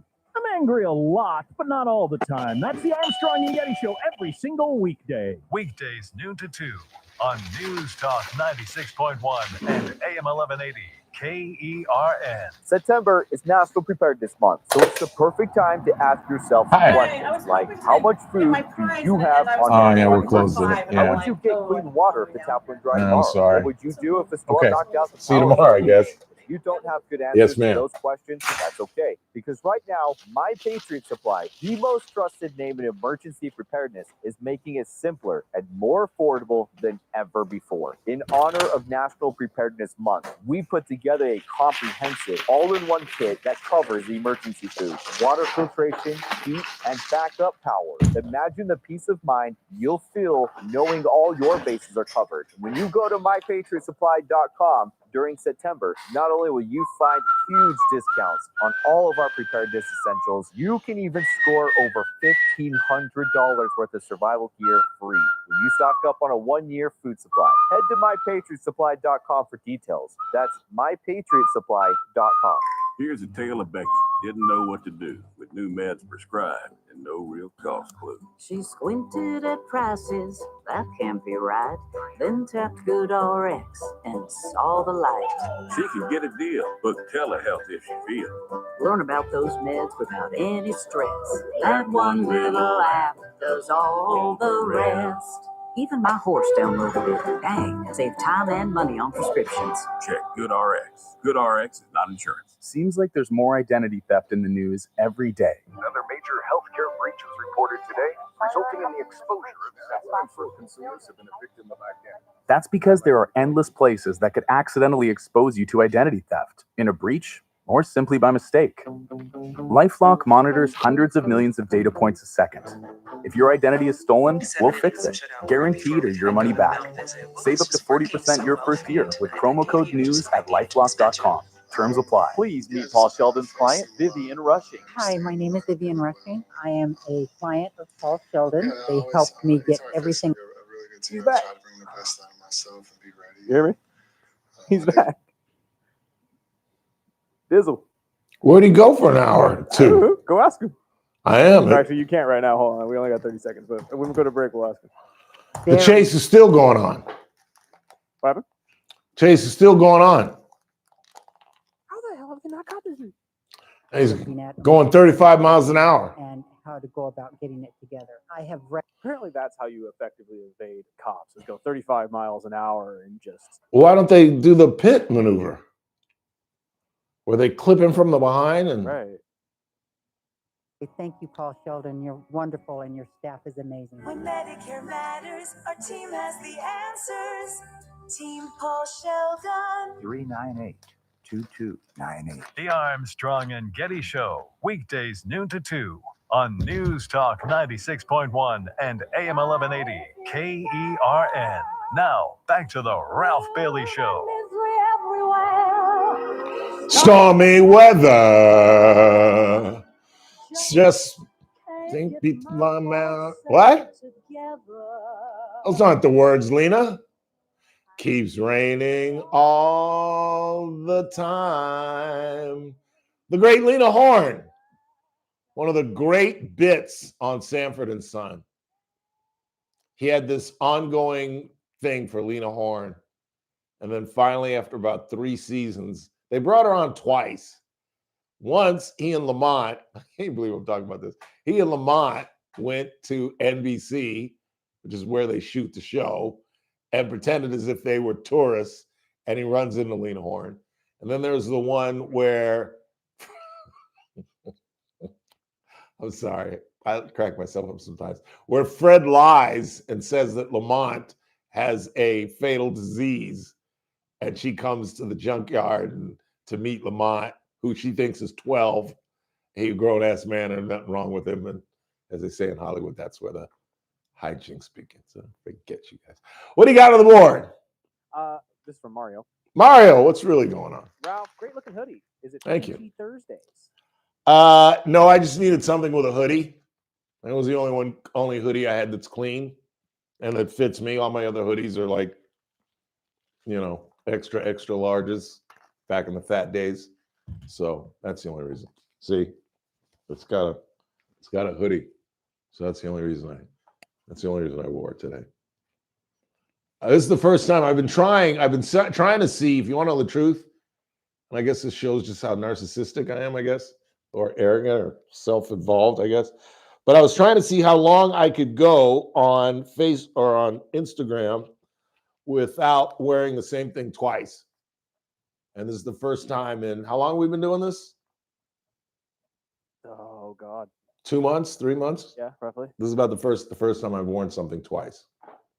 Just because I needed something with a hoodie on it. Because like I said, I ran today. I got caught in the rain. In the rain. Went up to the DMV and got my real ID. I'm discovering at these advanced years that there are some advantages of being an old man. And which are those? That you can get a real ID and as a quote. Oh, say it. I can't. You can't say it yet? You got to say it. You don't want to say it? You got to say it. I don't know if I can say it. Say it. Elderly man? No, that one? No. It's the SC. Say it. Say it. I can't say it. Senior citizen. Oh, that's hard to hear. Oh. I'm all right. I'm okay. See, I couldn't be the one to actually put the knife in you. I'm okay. I'm all right. I'm all right. Just give me a minute. Okay, I'm all right. Well, I didn't have to pay anything. Really? Didn't have to pay a dime. Interesting. Didn't have to pay a dime. I didn't either. When you're I'm sorry. Slipped out. So when you are in this 62 plus. Okay. That's cool. Didn't pay a dime. Very interesting. And I almost blew it. I was like, well, I'm not a click. Yes, I am. Yes, here. Yes, I am. All senior citizen on me. And I don't even need a pass when we go to the fairgrounds tomorrow. Senior day. I can walk in. That's all I got to do. I don't need any cans of food. I don't need my KERN badge. Badge? I don't need no stinking badge. I'm 63. Need no stinking badge. Wow, Mr. Bailey, you look 70, but that's okay.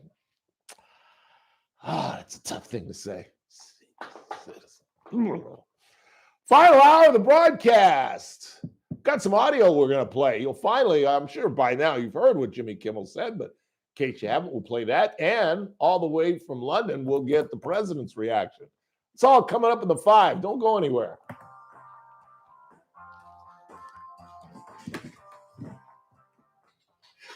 This is AM 1180 KERN. This is 96. I'm going to go outside in the rain. Think I'm going to go outside. Where the fuck did you go? I thought you were gone for the day. Went and checked it out and came back. Nice.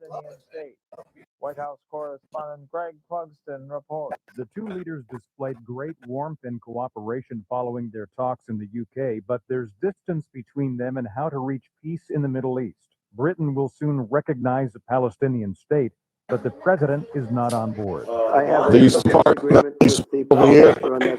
At the United Nations last week, the U.S. voted against a resolution supporting a two-state I have my solution. mic on like I do now, and I don't care. And I asked her out, and then I came back to the thing, and I realized, oh my God, the whole audience heard this.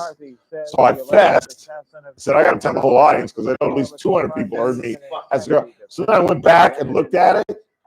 The mic doesn't pick up that far. That's for absolutely no reason. It was pretty funny. And I'm meeting her Saturday at 7:30. Yeah. Reasonable doubt that this was intentional murder, and there are exacerbating factors here that go to his motive. McCarthy was interviewed by the I think I'm going Meanwhile, Turning Point USA has announced today Erica Kirk has been unanimously elected as its next leader and will serve as CEO and board chair. The organization Charlie Kirk founded to mobilize young Christian conservatives has seen a massive surge in interest and support since his assassination last week. Police returning to a home in the rolling farmland of southern Pennsylvania in search of a suspected stalker encountered a barrage of gunfire that left 3 of them dead and 2 wounded. One of the wounded police officers is still hospitalized. On Wall Street, the Dow by 124 points. More at townhall.com. You know, a lot of times you have to choose between something high quality or something that saves you money. But what if you could get both?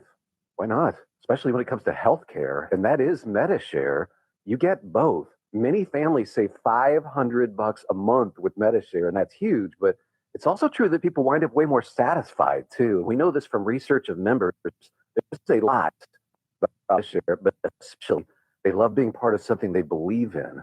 And MediShare works too. It has for more than 30 years. There are hundreds of thousands of members who love having telehealth if they need it. They love the huge PPO network. So yeah, really, you can save a ton and like it better. Imagine being happy with how you're taking care of your health care.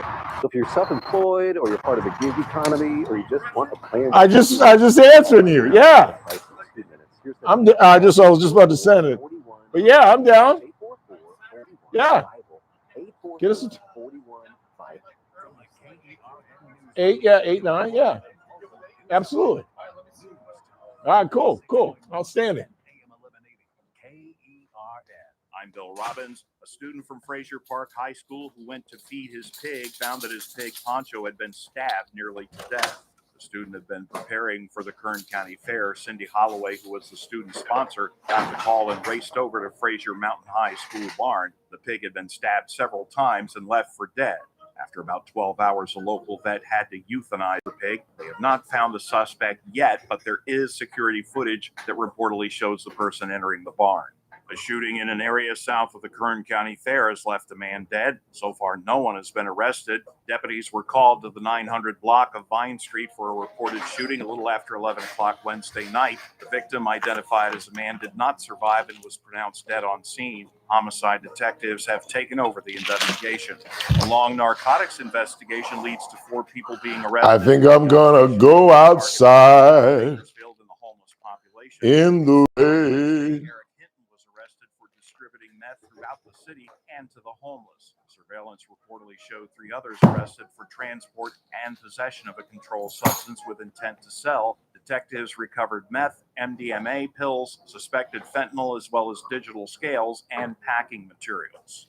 A former Kern County Sheriff's Detention lieutenant has his hearing postponed until December. 45-year-old Patrick McNeil is accused of crashing his vehicle in 2 separate incidents while driving drunk. Tuesday, his hearing was postponed until December 2nd. His attorney said that certain subpoenaed records had not That just yet looks been so received. bad. McNeil is currently out of jail. He I faces can't 9 stand felony that. charges I and gotta 1 go up here. misdemeanor count. I'm Bill Robbins in the KERN newsroom with news every half hour when it breaks on News Talk 96.1 and AM 1180 KERN. See, that looks much better. The Army, when you shoot them a mile away, you got to get up close like this. Little thing, you blow their brains all over your nice Ivy League suit. It's the Ralph Bailey Show on News Talk 96.1. That looks much and better. AM Much 1180 better. KERN. Now make sure you leave the house when you make the call. You understand me? You hear me? Call from an outside line. I mean it. Call in or text to 661-842-KERN. That's 661-842-5376. Listen live at KERNradio.com. Now, the host you've been waiting all day for. Live from the KERN studio, here's Ralph Bailey. Final hour of the broadcast on this Thursday, 17th day of September. Don't forget, tomorrow, both the JR Show and the Ralph Bailey Show will be broadcasting live from 2 to 6. Obviously, JR from 2 to 3. And we'll tee it up at 3:05 as per usual. Just off to the right as you're entering the main gates at the great Kern County Fair.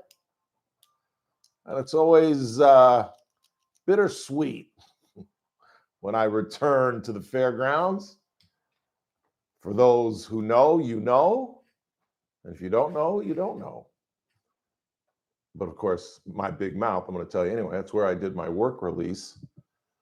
One of the toughest summers of my life, Chris Burdick. 15 weeks in the middle of the summer, every weekend for 15 weeks. And you had to be there by 6 a.m. Literally, because you had to punch in. And if you punched in at 6:01, they sent you home. And you could not come back on Sunday.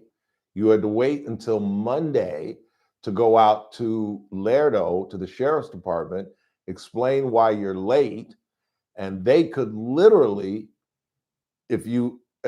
obviously they would not do this on a first offense, but if you had 2 or 3 or 4, they could literally remand you right there out on Lerdo.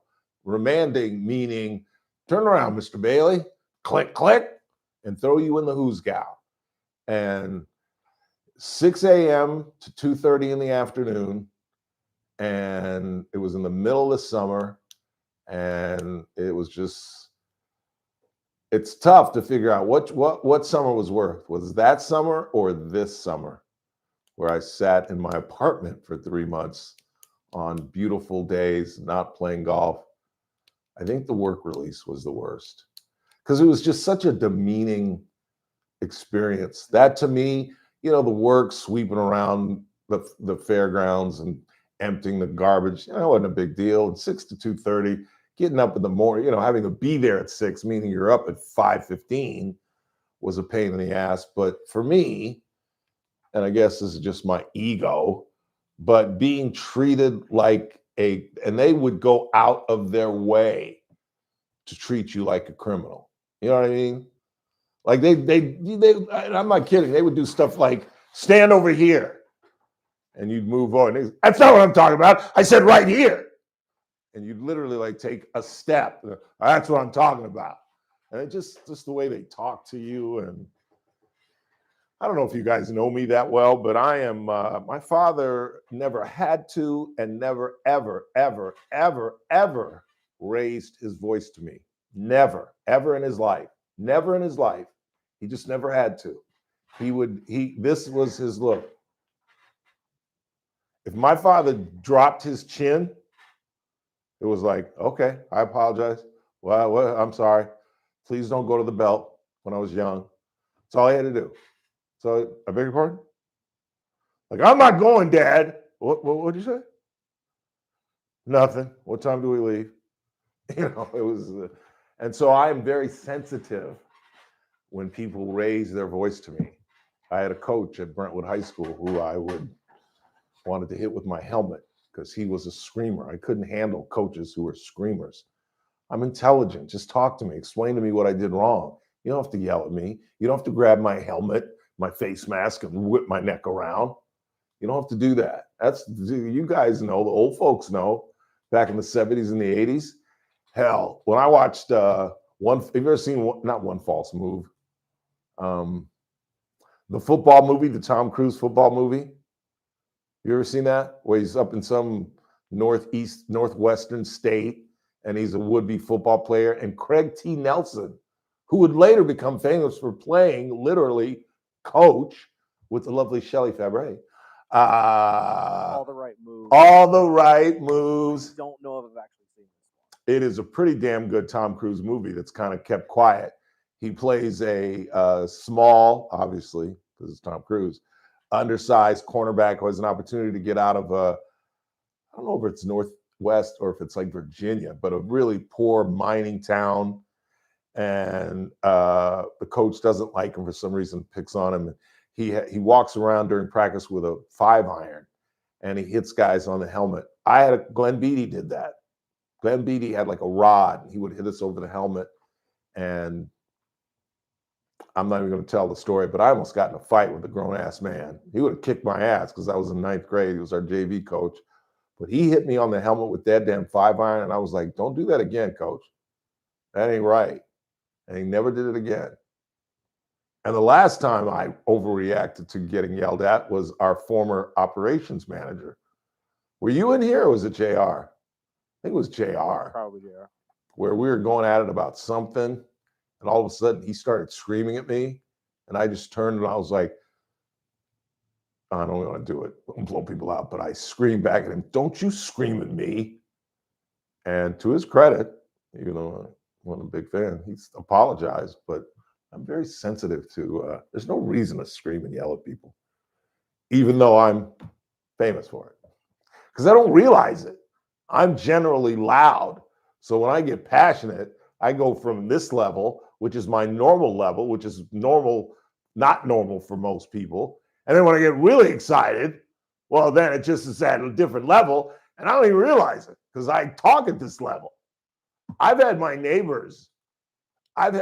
Nick come up to me like late at night. I was leaving somewhere at like 11 and he was either leaving or coming home. He's told me, so I guess the Dodgers lost. And I go, why you say that? So I heard you screaming at the relief pitchers. It's like, sorry, neighbor. Sorry. Yeah, Tanner Scott gets me a little, where I'll just be, and it's not like I'm screaming at the television, like, hey, Dave, I think you need to do this, and why don't you do this? I'll just do something like this. Oh, you gotta be kidding me.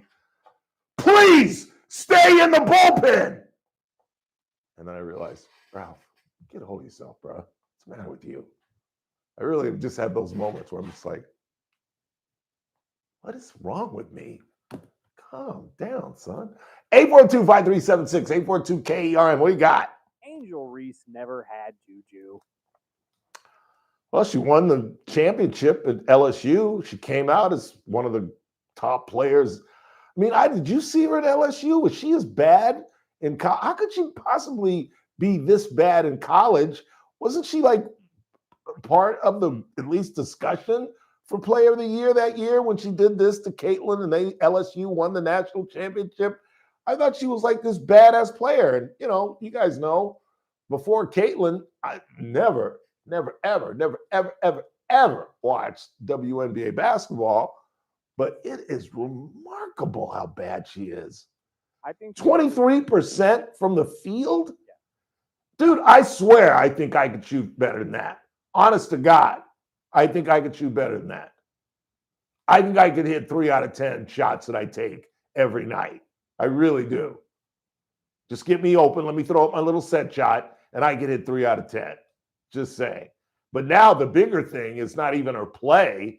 It's her attitude and the fact that she's bagging on her teammates and claimed that she couldn't play. And then she's seen a week later jumping off cliffs in Belize and messing around with Mr. Crawford. Did you see when she met Crawford, when she went behind before the fight? She was in Vegas in this leather outfit, looking hotter than Irish mustard. Again, like I said at the top of the show, I think that's one of the reasons she just doesn't give a damn, I don't think. Because who names teammates in a press conference? I've never heard of that. You imagine Patrick Mahomes? Yeah, Travis should have caught that. There's no question about it. He dropped the ball. We can't do that. You just don't say stuff like that. I don't even know where she had to apologize to her teammates. And then when you get suspended by your own team, by your own, I've never heard of that. I've never heard of the Lakers having to suspend a player on their own. There have been times when teams have suspended players, but it's normally because they're trying to beat the NBA. And if they wait, the NBA might give him 14 days. Maybe if we give him 3, Stern or whoever at the time is the commissioner, and this part, Adam Silver, will back off. But just doing it because they didn't like what you do is extremely rare. Because the league's not going to get involved in that. You can bag on your own teammates if you want. The team gets involved. The league gets involved when you bag on refs, when you bag on other teams, other players. But the team doesn't get involved. They let you handle that in your own facility. When you're bagging on your own teammates, it's absolutely unheard of. And then she did who's famous for sitting out? Scottie Pippen. He did it once where he refused to go into a game, which was unheard of. But that whole thing, my back hurts. Somebody recently did that. Who did that? Well, I mean, they say athletes can do Was it that. Kawhi who did that at the end of the season? Or somebody did that where they claimed they had a bad back and they really didn't. Can't remember who it was, but James Harden always claims that he's was it Harden able to be 2 seasons ago? Like, I don't think it was a bad back. He said he had a bad knee and he was overweight at that one time. And remember, he got traded and he lost all the weight in like a week. Yeah, it's just crazy. I don't want to talk about this, but I do have some audio. I wanted to share this with you in case you did not. I find it hard to believe, as much as they've been playing it over the last 24 hours, that you didn't hear what Jimmy Kimmel had to say. But if you hadn't, just in case, here it is. We hit some new lows over the weekend with the MAGA gang desperately trying to characterize this kid who murdered Charlie Kirk as anything other than one of them and doing everything they can to score political points from it. Okay. So A, he lied. B, he accused the entire Republican Party of trying to take advantage of the death of a 31-year-old. And again, I saw Abby Phillip talk about this last night and the defense of, as I predicted, that they are once again on the wrong side of an issue, Democrats, liberals, and trying to circle the wagons around this guy. And, you can't go on television and lie. Why is that so difficult to understand? You can say whatever you want about Trump. You can critique him. You can say he's stupid, that he's inept, he's this, he's that. But you can't go on and say that this guy was part of MAGA on the very day that not only did the DA, a nonpartisan guy, say that he had been leaning to the left, but his mother said that over the last year he's been moving more left, more pro-gay, more pro-transgender. And this whole bit that Montel Williams and these other liberals are putting forward, that this was a love story, that he did this out of love for his transgender roommate. I don't give a damn why he did it. I really couldn't possibly care less. But they've got to create this narrative that this doesn't exclusively happen on the left.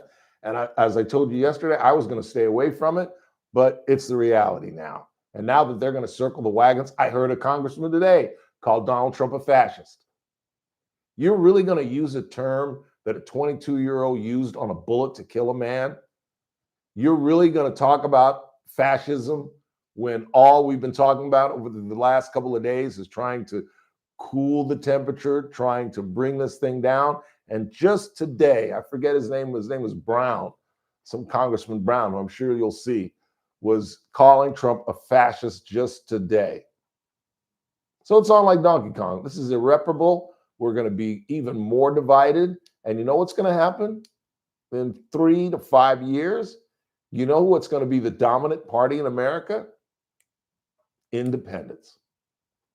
It's already emerging in Arizona where they are the dominant party and you cannot win without them. And they are going to become the key swing vote in these elections. People like me who are starting to get disgruntled with, I'm a former Democrat, now a Republican, and now I don't see eye to eye with the Republicans.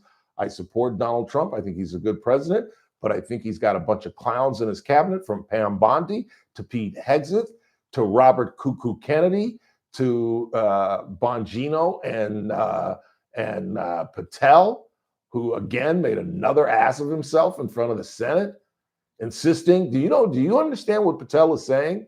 And again, if you're not in the loop, I'm not the only conservative that's calling for his departure as well. He's claiming that the reason that the Epstein case is a hoax is because Maxwell was pimping solely for Jeffrey Epstein. The head of the FBI is insisting that there's no one else involved. Is there anybody out there that actually believes that? And now Patel is in a tough spot. Cory Booker, for all of his faults, was exactly right. His days are very few because the victims are now coming together and they're going to release a name. In fact, I heard one of the senators on that committee starting to name some names, and some of these names are they're descriptions of people, and they're pretty obvious. I'm not going to get into it until it's officially released, but Patel and Bongino, it ain't going to last long. It's just not going to last long. And I'm trying to play a game. Who goes first? Probably not Bondi. You remember Pam, the list is on my desk, Bondi. And Pam, we're going to go after hate speech, Bondi. Oops, that's First Amendment stuff, my bad. Or is it Cash? We got him, Patel. What? We don't got him. Some old man, my bad. Think about that, y'all. Just sit and think about that for a second. Could you see J. Edgar Hoover making that mistake? And like I said the other day, could you see Donnie Youngblood or Greg Terry making that mistake? How does the FBI director make that mistake? Like, what was he reading that said he's in custody? The fact that they put the claps on some old man, and Patel, who has no experience in the FBI and goes by clicks and likes, wanted to be the first guy to say it. And he ran to the microphone. We got him. We got him. We don't got him. My bad. Yeah. Okay. Enjoy doing podcasts, Mr. Former FBI Director. Quick time out. We'll check the board again, get to the bottom of the hour. You will hear when we come back what Donald Trump had to say. Even in London, he had an opinion on Mr. Kimmel, as you can imagine. Play that for you as well. And I got some miscellaneous news and notes. There is a new head of Turning Point USA. You can probably figure it out, but I'll report nevertheless. It's the Ralph Bailey Show on a Thursday. News Talk 96.1, AM 1180, KERN, streaming live at kernradio.com. News Talk 96.1 and AM 1180. You want to do Casey? Hmm? Did you want to do Casey? You got one? I got one, yeah. Yeah. Of money people in the U.S. are now spending on gas in a year. $5 grand. That's crazy. If you drive, you have to download Upside, the free app that gives you cash back every time you get gas. That's right. You can earn real cash back with Upside just by buying the gas you're already buying. You can literally start earning cash back today. I use Upside every time I fill up, and I've already made around $300. You're putting gas in your car anyway. Why not get real cash back? If you like free money, download Upside. I'm saving the cash I earn from using Upside to help pay for a vacation later this year. Download the free Upside app now to earn cash back every time you buy gas. Use promo code PARTY5 to get up to a $5 bonus on your first tank. You can cash out anytime right to your bank, PayPal, or a gift card for Amazon and other brands. Just download the free Upside app and use promo code PARTY5 to get up to a $5 bonus on your first tank. That's code PARTY5 to get up to a $5 bonus on your first tank. KC Steakhouse has been a longtime sponsor of the Ralph Bailey Show, and you all know it is one of my top 5 restaurants in this town. It's clearly the best steakhouse in Kern County, if not all of California. And it just amazes me when I run into folks who say they have never been there, because if you go once, you'd be absolutely addicted, particularly my audience, because it is an old school restaurant. And Cassie Biddle has picked up the baton and done so much amazing things to the restaurant, adding the Speakeasy Bar next door. You can have events, parties, receptions, whatever, or just come in and have a cocktail right after having one of the best steaks you'll ever have in your life. It's KC Steakhouse. Cassie Biddle, longtime sponsors of the Ralph Bailey Show. Please meet Paul Sheldon's client, Rod Geis. Hello, Kern County. This is Rod Geis. My wife and I recently changed our health care coverage to Medicare. We were so fortunate to have found Paul Sheldon. Paul and his associates Kelly, Lynn, and Christine were indispensable in guiding us through the transition. They have comprehensive knowledge and experience in all aspects of insurance, Medicare, and the option. They listened to our questions every time we walked in the door, and they followed up very promptly with the answers we needed. With Paul's help, we made the best decisions for us. The process was painless, and we now have comprehensive medical coverage at a very affordable price. So if you are considering retirement and a change to Medicare coverage, Paul Sheldon Insurance Benefits and Planning is hands down the best place you can go. When Medicare matters, our team has the answers. Team Paul Sheldon. 398-2298. The Clay Travis and Buck Sexton Show, live 9 to noon. Now back to the Ralph Bailey Show on News Talk 96.1 and AM 1180 KERN. Donald Trump is in the United Kingdom, and Daniel Petrie was right. They really do stick to tradition no matter what they think of the leader of the free world. Maybe there is a special connection between he and the king, because this isn't the second trip he's made. And he's right. King Charles said some incredibly nice things about the president. But while he was there, he chimed in on the whole Jimmy Kimmel mess. Here's what he had to say. Kimmel was fired because he had bad ratings more than anything else. And he said a horrible thing about a great gentleman known as Charlie Kirk. And Jimmy Kimmel is not a talented person. He had very bad ratings, and they should have fired him a long time ago. So, you can call that free speech or not. He was fired for lack of talent. I mean, I think there's some aspect to that. If he was on a hit show, it was making the affiliates and Nexstar and Sinclair. Sinclair owns KVAK. Nexstar owns KGET. But they also own, hundreds of stations, affiliates across the country on different networks. I don't remember any hubbub about Roseanne when she got whacked. They were smart enough, or maybe stupid enough, although the Connors did kind of linger on for a couple of years, but they didn't just cancel the whole damn show. They obviously had more people involved. You can't, one-man show. What are you going to do? But I don't remember any of that. And do I have time? Yeah, I think I have time. Here is, I alluded to an interview with Johnny Carson that Mike Wallace for 60 Minutes did. This is my junior year, this is 1979. And I paraphrased it, but this is exactly what Johnny Carson had to say. You get sensitive about the fact that people say he'll never take a serious controversy. Well, I have an answer to that. I said, now, tell me the last time that Jack Benny, Red Skelton, any comedian, used his show to do serious issues. That's not what I'm there for. Can't they see that? But you're not. Why do they think that just because you have a Tonight Show that you must deal in serious issues? It's a danger. It's a real danger. Once you start that, You start to get that self-important feeling that what you say has great import. And strangely enough, you could use that show as a forum. You could sway people. And I don't think you should as an entertainer. That was the most important thing that he said at the very end. That's dangerous. And you start to, as my father used to put it, believe your press clippings. And that's exactly what these shows have begun to do. The guests are almost exclusively left, particularly on Colbert.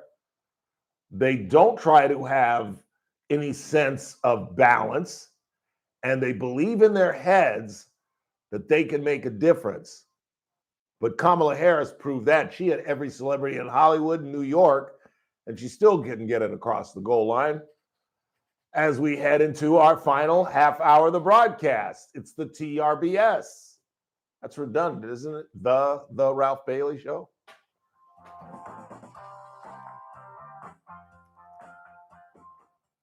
News Talk 96.1 and AM 1180 KERN. With SRN News, I'm Keith Peters in Washington. President Trump is asking the Supreme Court for an emergency order to remove Lisa Cook from the Federal Reserve's Board of Governors. The Republican turned to the High Court Thursday after an appeal. You got a score? Refused to go along with his efforts to oust Cook. Really? Oh, cool. They went right down the field. Might have a game. Wish I'd bet them. They'd be up 18 and a half. It was 11 and a half was the line. I know. Comments prompted dozens of stations to say they wouldn't air the show. In what was expected to be a contentious Federal Reserve meeting, policymakers on Wednesday instead emerged with a nearly unanimous voice to cut interest rates by a quarter point. On Wall Street, the Dow up by 124 points. More details at srnnews.com. News Talk 96.1 and AM 1180 KERN. From the KERN Newsroom, your live and local news update on News Talk 96.1 and AM 1180 KERN. I'm Bill Robbins. A student from Frazier Park High School who went to feed his pig found that his pig Poncho had been stabbed nearly to death. The student had been preparing for the Kern County Fair. Cindy Holloway, who was the student's sponsor, got the call and raced over to Frazier Mountain High School barn. After about 12 hours, the local vet had to euthanize the pig.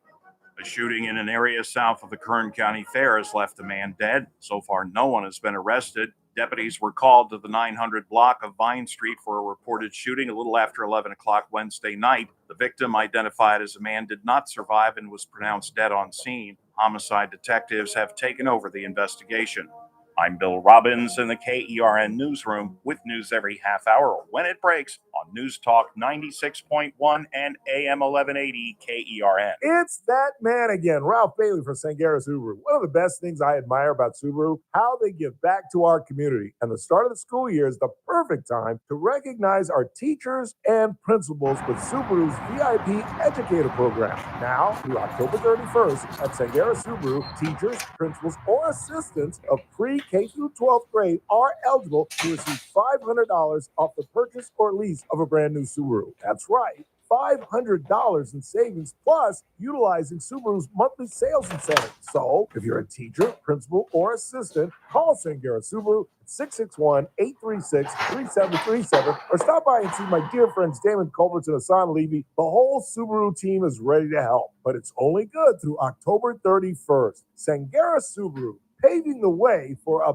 better community. Offer available August 1st through October 31st and subject to change. Cannot be combined with any other VIP programs, but can be combined with retailer or consumer incentives. This offer applies to active classroom teachers, principals, and vice principals of pre-K through 12 schools. Well, now, this is embarrassing. I used to run around Kern County like a summer queen, buzzing through barbecues, laying eggs and bird baths and potted plants, spreading West Nile like party favors. But this year, y'all got smart. You dumped your standing water, you shut your windows, you called Kern Mosquito so many times, I got evicted. Unbelievable. But listen here, don't get excited just yet. I don't go into hibernation till November. That means there's still time for a comeback, baby. So please, let that kiddie pool turn green. Forget the insect repellent. I double dog dare you. Or keep doing what you're doing. Visit kernmosquito.com. Keep dumping out those containers and ruining the rest of my year. Whatever. Bless your over. Hey, did you get that Anchor thing? Did I send that to you? Mosquito.com. Free county The mosquito Anchor? services. That's What about that? The TV Anchor, did I send that to you? Yes. Yeah, I got that. All right, I'm going to play that Scott next. Cox, 6 to 9. You just wanted the anchor, right? Not the guy's comments. Right, right. Yeah, thanks. The first weekend of the Kern County Fair is ahead of us. We got opportunity zones we still need to talk about. That's a lot. Plus news and traffic and weather. It's all happening 6 to 9 a.m. right here at News Talk 96.1 and AM 1180 KERN. First Look with Scott Cox, 6 to 9 a.m. News Talk 96.1 and AM 1180 KERN. You're listening to the Ralph Bailey Show. Catch me weekday morning 6 to 9 a.m. on First Look with Scott Cox, News Talk 96.1 and AM 1180 KERN. Just like the guy whose feet are too big for his Bed, nothing seems to fit. Those raindrops are falling on my head. They keep falling. So I just did me some talking to the sun. And I said I didn't like the way he got things done. Sleeping on the job. Those raindrops are falling. You know, it's sad. And I don't understand how two creative guys had such success together in Butch Cassidy and the Sundance Kid and The Sting, and both of them lived, you know, after the Sting came out, Butch Cassidy came out in like 69. I saw it in the theaters in like 71, 72, because it wasn't originally a big hit.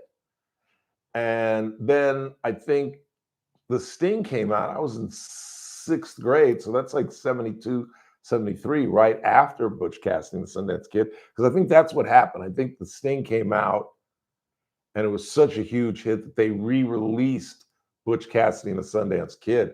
Because I know I was living in New York in 69, and I know I didn't see, the only movie I ever saw in New York, I told you, my dad took me to see On Her Majesty. My dad was a Bond freak, and he took me to see On Her Majesty's Secret Service, which happened to be the first Bond without Sean Connery, and with George Lazenby, and it was all right. It was a very good movie. But the reality is, and this is the last thing I'm going to say about Jimmy Kimmel, is, and I've got some audio from Anchor, and I don't even know what city it's from, who is in complete denial, but in just a month, from this month to last month, Jimmy Kimmel's ratings dropped by 11%. He was getting like 1 million views a night. That is horrendous. When Greg Gutfeld is over on Fox getting like 10, 11 million views a night. And you're paying this guy $15, $20 million a night, and you're losing money, and your ratings are in the toilet, and the affiliates are calling like, you're killing me. You're killing us here in Kansas. You're killing us here in Nebraska. You've got this dump show that, you know, it's killing our news, because our news is his lead-in. And people are, you know, late night viewers are like, no, I'm not going to ABC to watch the ABC News because I know Kimmel follows. It's not really the trend. Normally the lead-in helps, but that's the reality of it. If you want to know the truth. And here is, listen to this. This was a newsman long after the shooting of Charlie Kirk. 5 days after Charlie Kirk's murder, the shooter's motive remains elusive. No writings left behind, vague secondhand testimony. That uncertainty and the risk of drawing sweeping conclusions suggests the murder may share similarities with recent violence not driven by an obvious political ideology. See, now what would be wrong with the FCC getting involved with that? Maybe we should change the role of the FCC. Play that again. Listen to all the lies. Call them errors, lies, whatever. You get fired for that in the news business. There's something called, what do they call it? Accuracy. And there's nothing remotely accurate in what this man is saying. 5 days after Charlie Kirk's murder, the shooter's motive remains elusive. No writings left behind, vague secondhand testimony. That uncertainty and the risk of drawing sweeping conclusions suggests the murder may share similarities with recent violence not driven by an obvious political ideology. Again, that is the liberal narrative that they're trying to drive. This wasn't politically motivated, that we don't know the motive, that there were no writings, just, what did he call it? Vague witness testimony. Do you know who he was alluding to, of course? His lover and the woman that brought him into the world who ratted him out. Everybody thought it was the dad. That was the initial report. And remember, I keep telling you, the initial reports always have to be taken with a grain of salt because that is the apex of incorrect information, the very beginning. And then as we slide down the hill and we get further and further away from the incident, the information becomes more reliable, more concrete, more sourced out. But the child wrote, "Catch this fascist" on one of the bullets. We have text messages between he and the lover, the roommate, where he's saying, "It wasn't you, right?" "Yeah, it was. It was." Why? Because I hated Charlie Kirk and I've been working on this for a week. And this guy gets to go on. The producers should be fired or fined by the FCC. He should be fined for because anchors many times have a say in the copy, or at least can go to their news director and say, "I can't say this. This isn't true." And yet they said that there's no motive and vague testimony, witness testimony. I mean, it's remarkable. This kid left a trail of crumbs from the rifle that he talked about, that he left in the woods, that he was going to go back and get because it was his grandfather's and his dad was going to kill him. No, your dad's not going to kill you, son. The state of Utah is. You know, it was funny. I read today that he gave himself up for fear of being shot by the police. No, you're not going to get shot by the police, son. You're going to get shot by the state of Utah. And for the few people that haven't been listening to the show this week, the state of Utah still institutes a firing squad.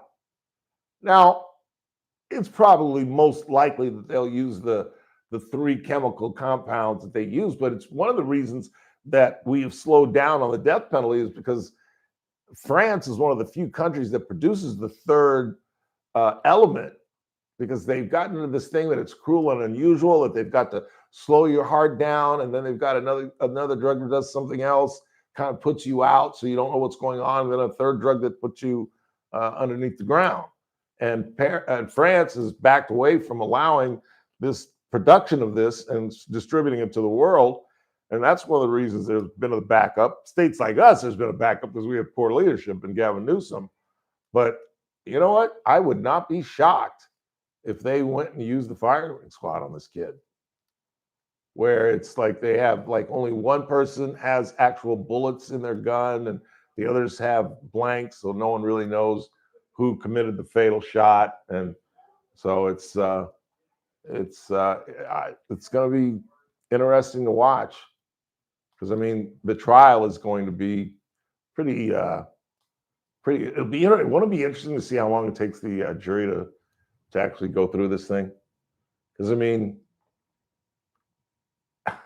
the gun, the palm print on the roof, the video of him jumping off the roof, the text messages to his lover, the testimony from his lover, the testimony from his mother, from his father, from the minister that was involved. I mean, could this trial really go longer than a week?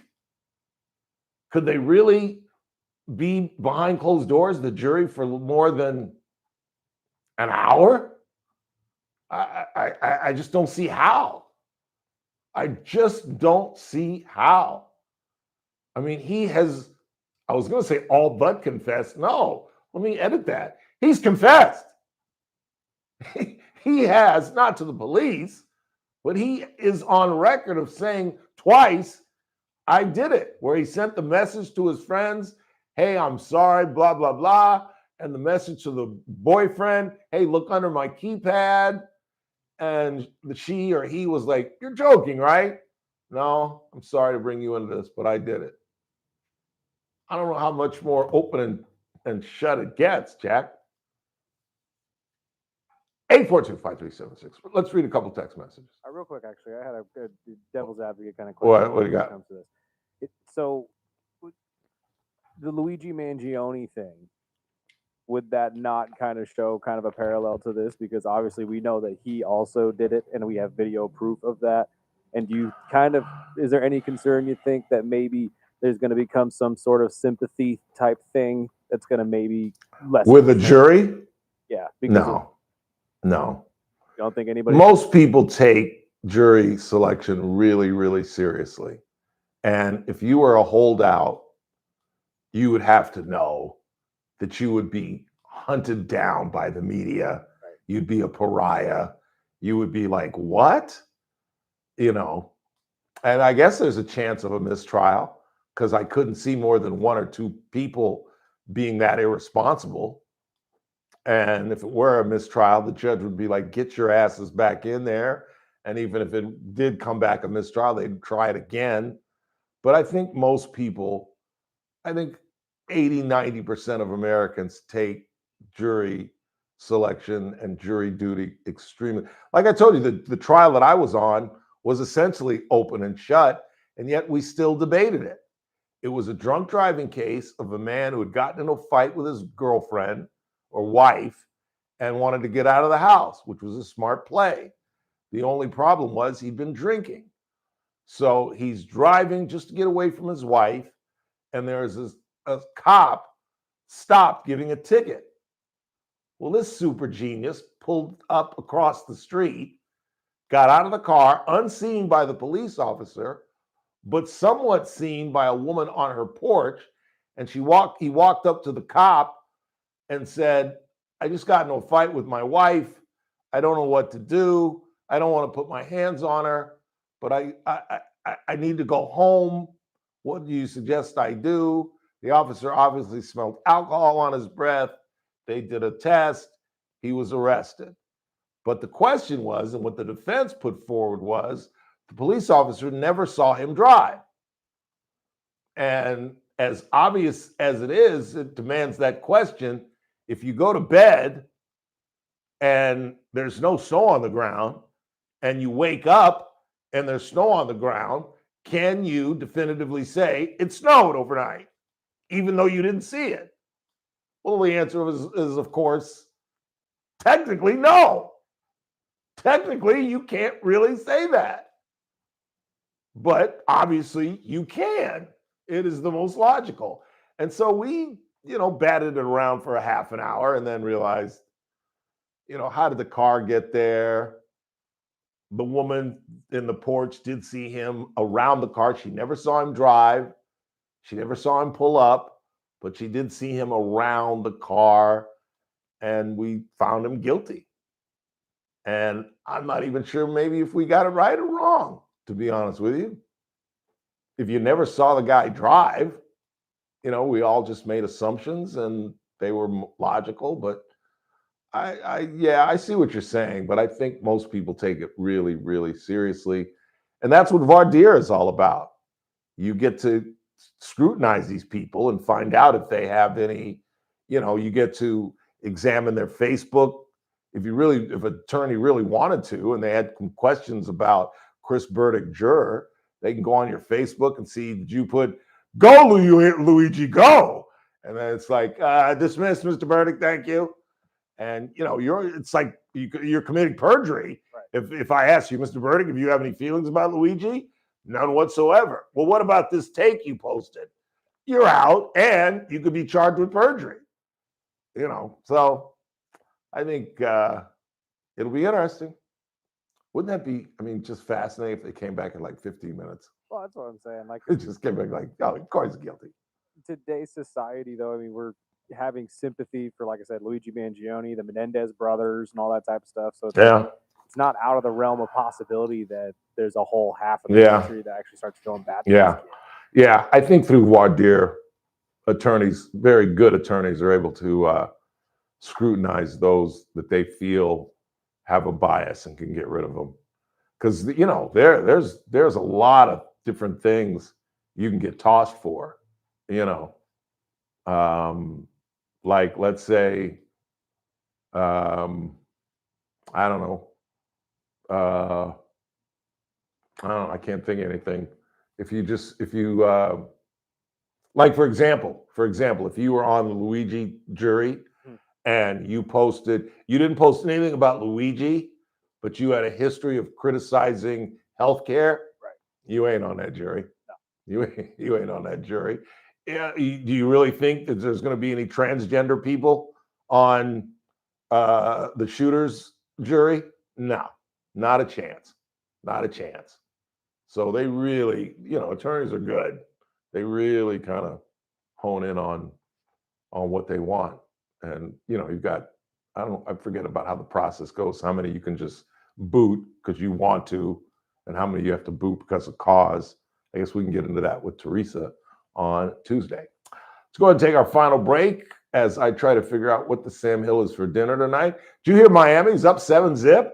Actually, it's tied again, 7-7. Oh, damn. Sorry. I was hoping they'd be up by the time I got home, so the second half would be at least interesting. I'm telling you right now, though, 11.5-point underdog.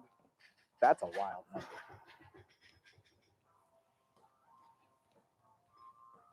I think they're going to cover. I think they cover too. I think the final score is 35-21. Because I don't believe in Buffalo's defense.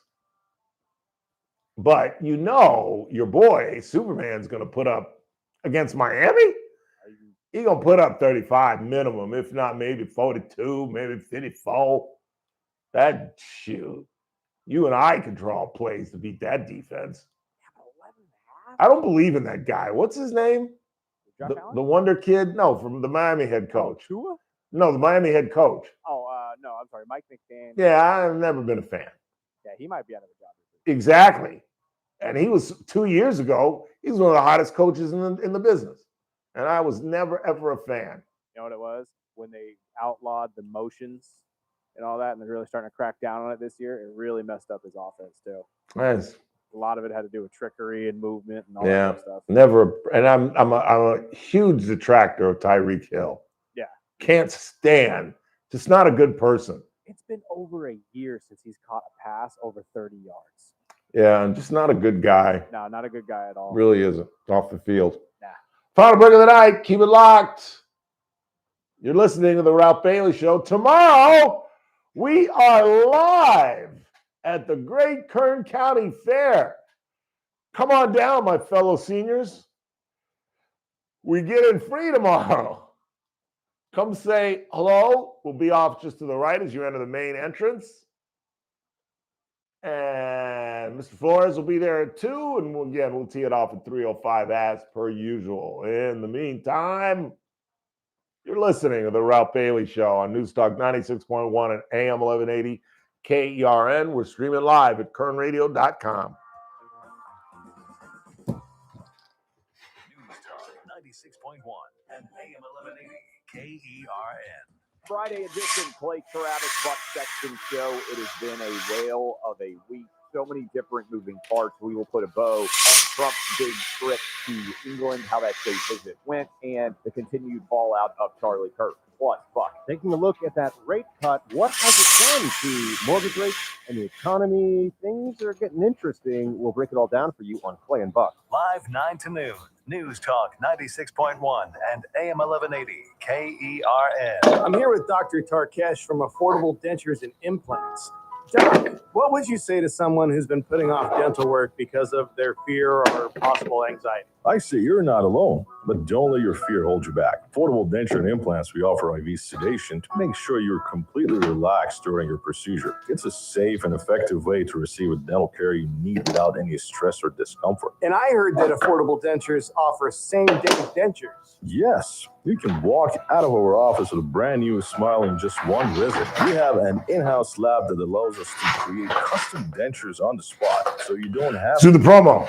It's perfect for patient who wants fast, efficient, and effective solutions without multiple appointments. Get the smile you always wanted. You're good whenever you're ready.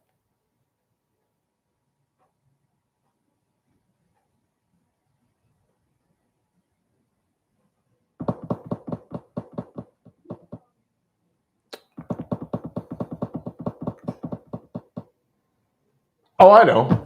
Clayton, I'll do CK. 3, 2. You know, I still, maybe it's just my age. If I had one baseball game to win for the Dodgers, I'd give the ball to Sandy Koufax. But there's a lot to be said for CK. Unlike Oral and Fernando, he ended up a Dodger, consistent, no nonsense off the field, married to his high school sweetheart, beautiful family. He's just a good guy. The only chink in the armor is his playoff, but he is going to go down as one of the greatest Dodgers, let alone one of the greatest Dodger pitchers.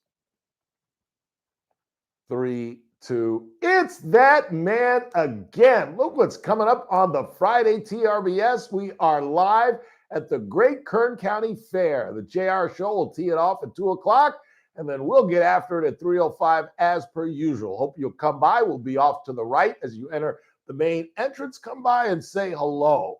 It's the Ralph Bailey Show live from the Great Kern County Fair right here on News Talk 96.1 and AM 1180 KERN. I'll see you at the fair. Themed magic show, a charming Christmas market, adorable pony rides, and more food, fun, and frivolity than ever. This just in, a reminder that the Jingle Bell Express only runs for a limited time from November 28th to December 21st, and tickets sell out fast. But don't worry if your plans change, because this reporter has it on good authority that your tickets can change too. So make sure you reserve your seats on the Jingle Bell Express by going to christmas@themargarita.com before the Christmas train passes you by. I'm JR Flores. Catch my show, The JR Show, weekdays at 2 p.m. Now,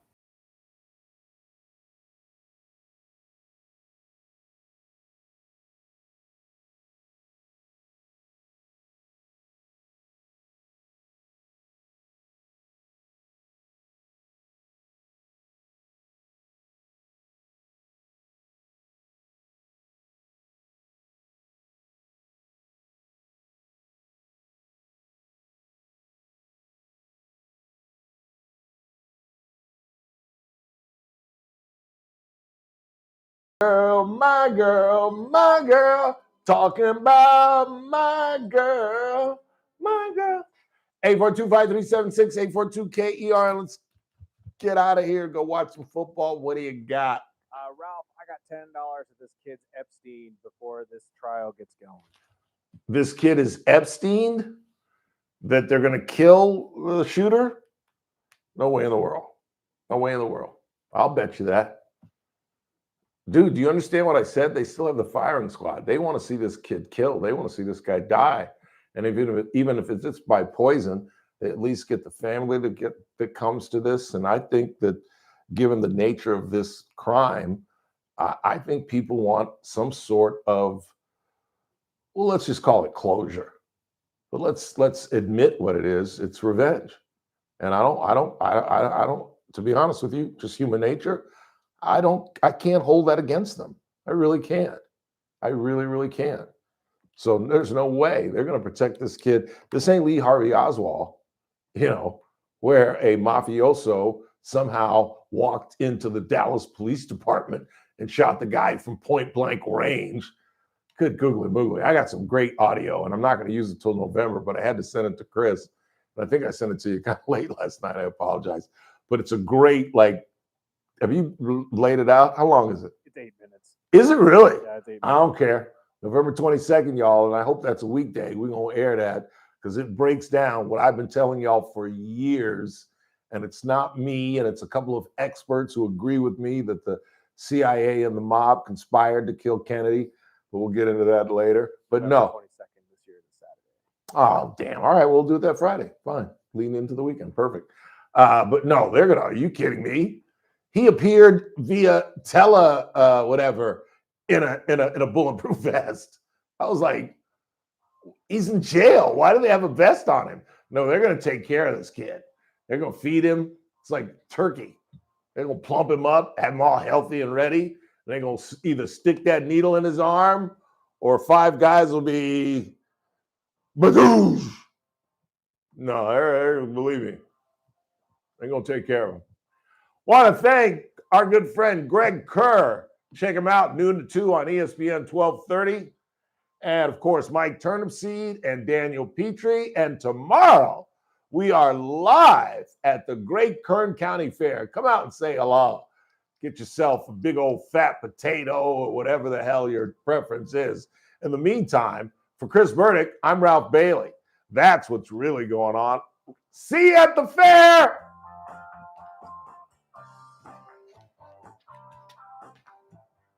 This is AM 1180 KERN Green Acres. This is 96.1 FM. Bakersfield. Online at KERNradio.com. News this hour from Town Hall. I'm Keith Peters in Washington.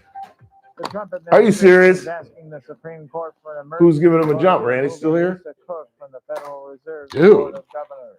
They're $80. Go get a battery. Jesus Christ. You can even get a used battery, can't you? Yeah, well, at some point, and a more lasting order I think from the Mike court battery shop. that would be in place while her legal case continues. Correspondent Mark Sherman.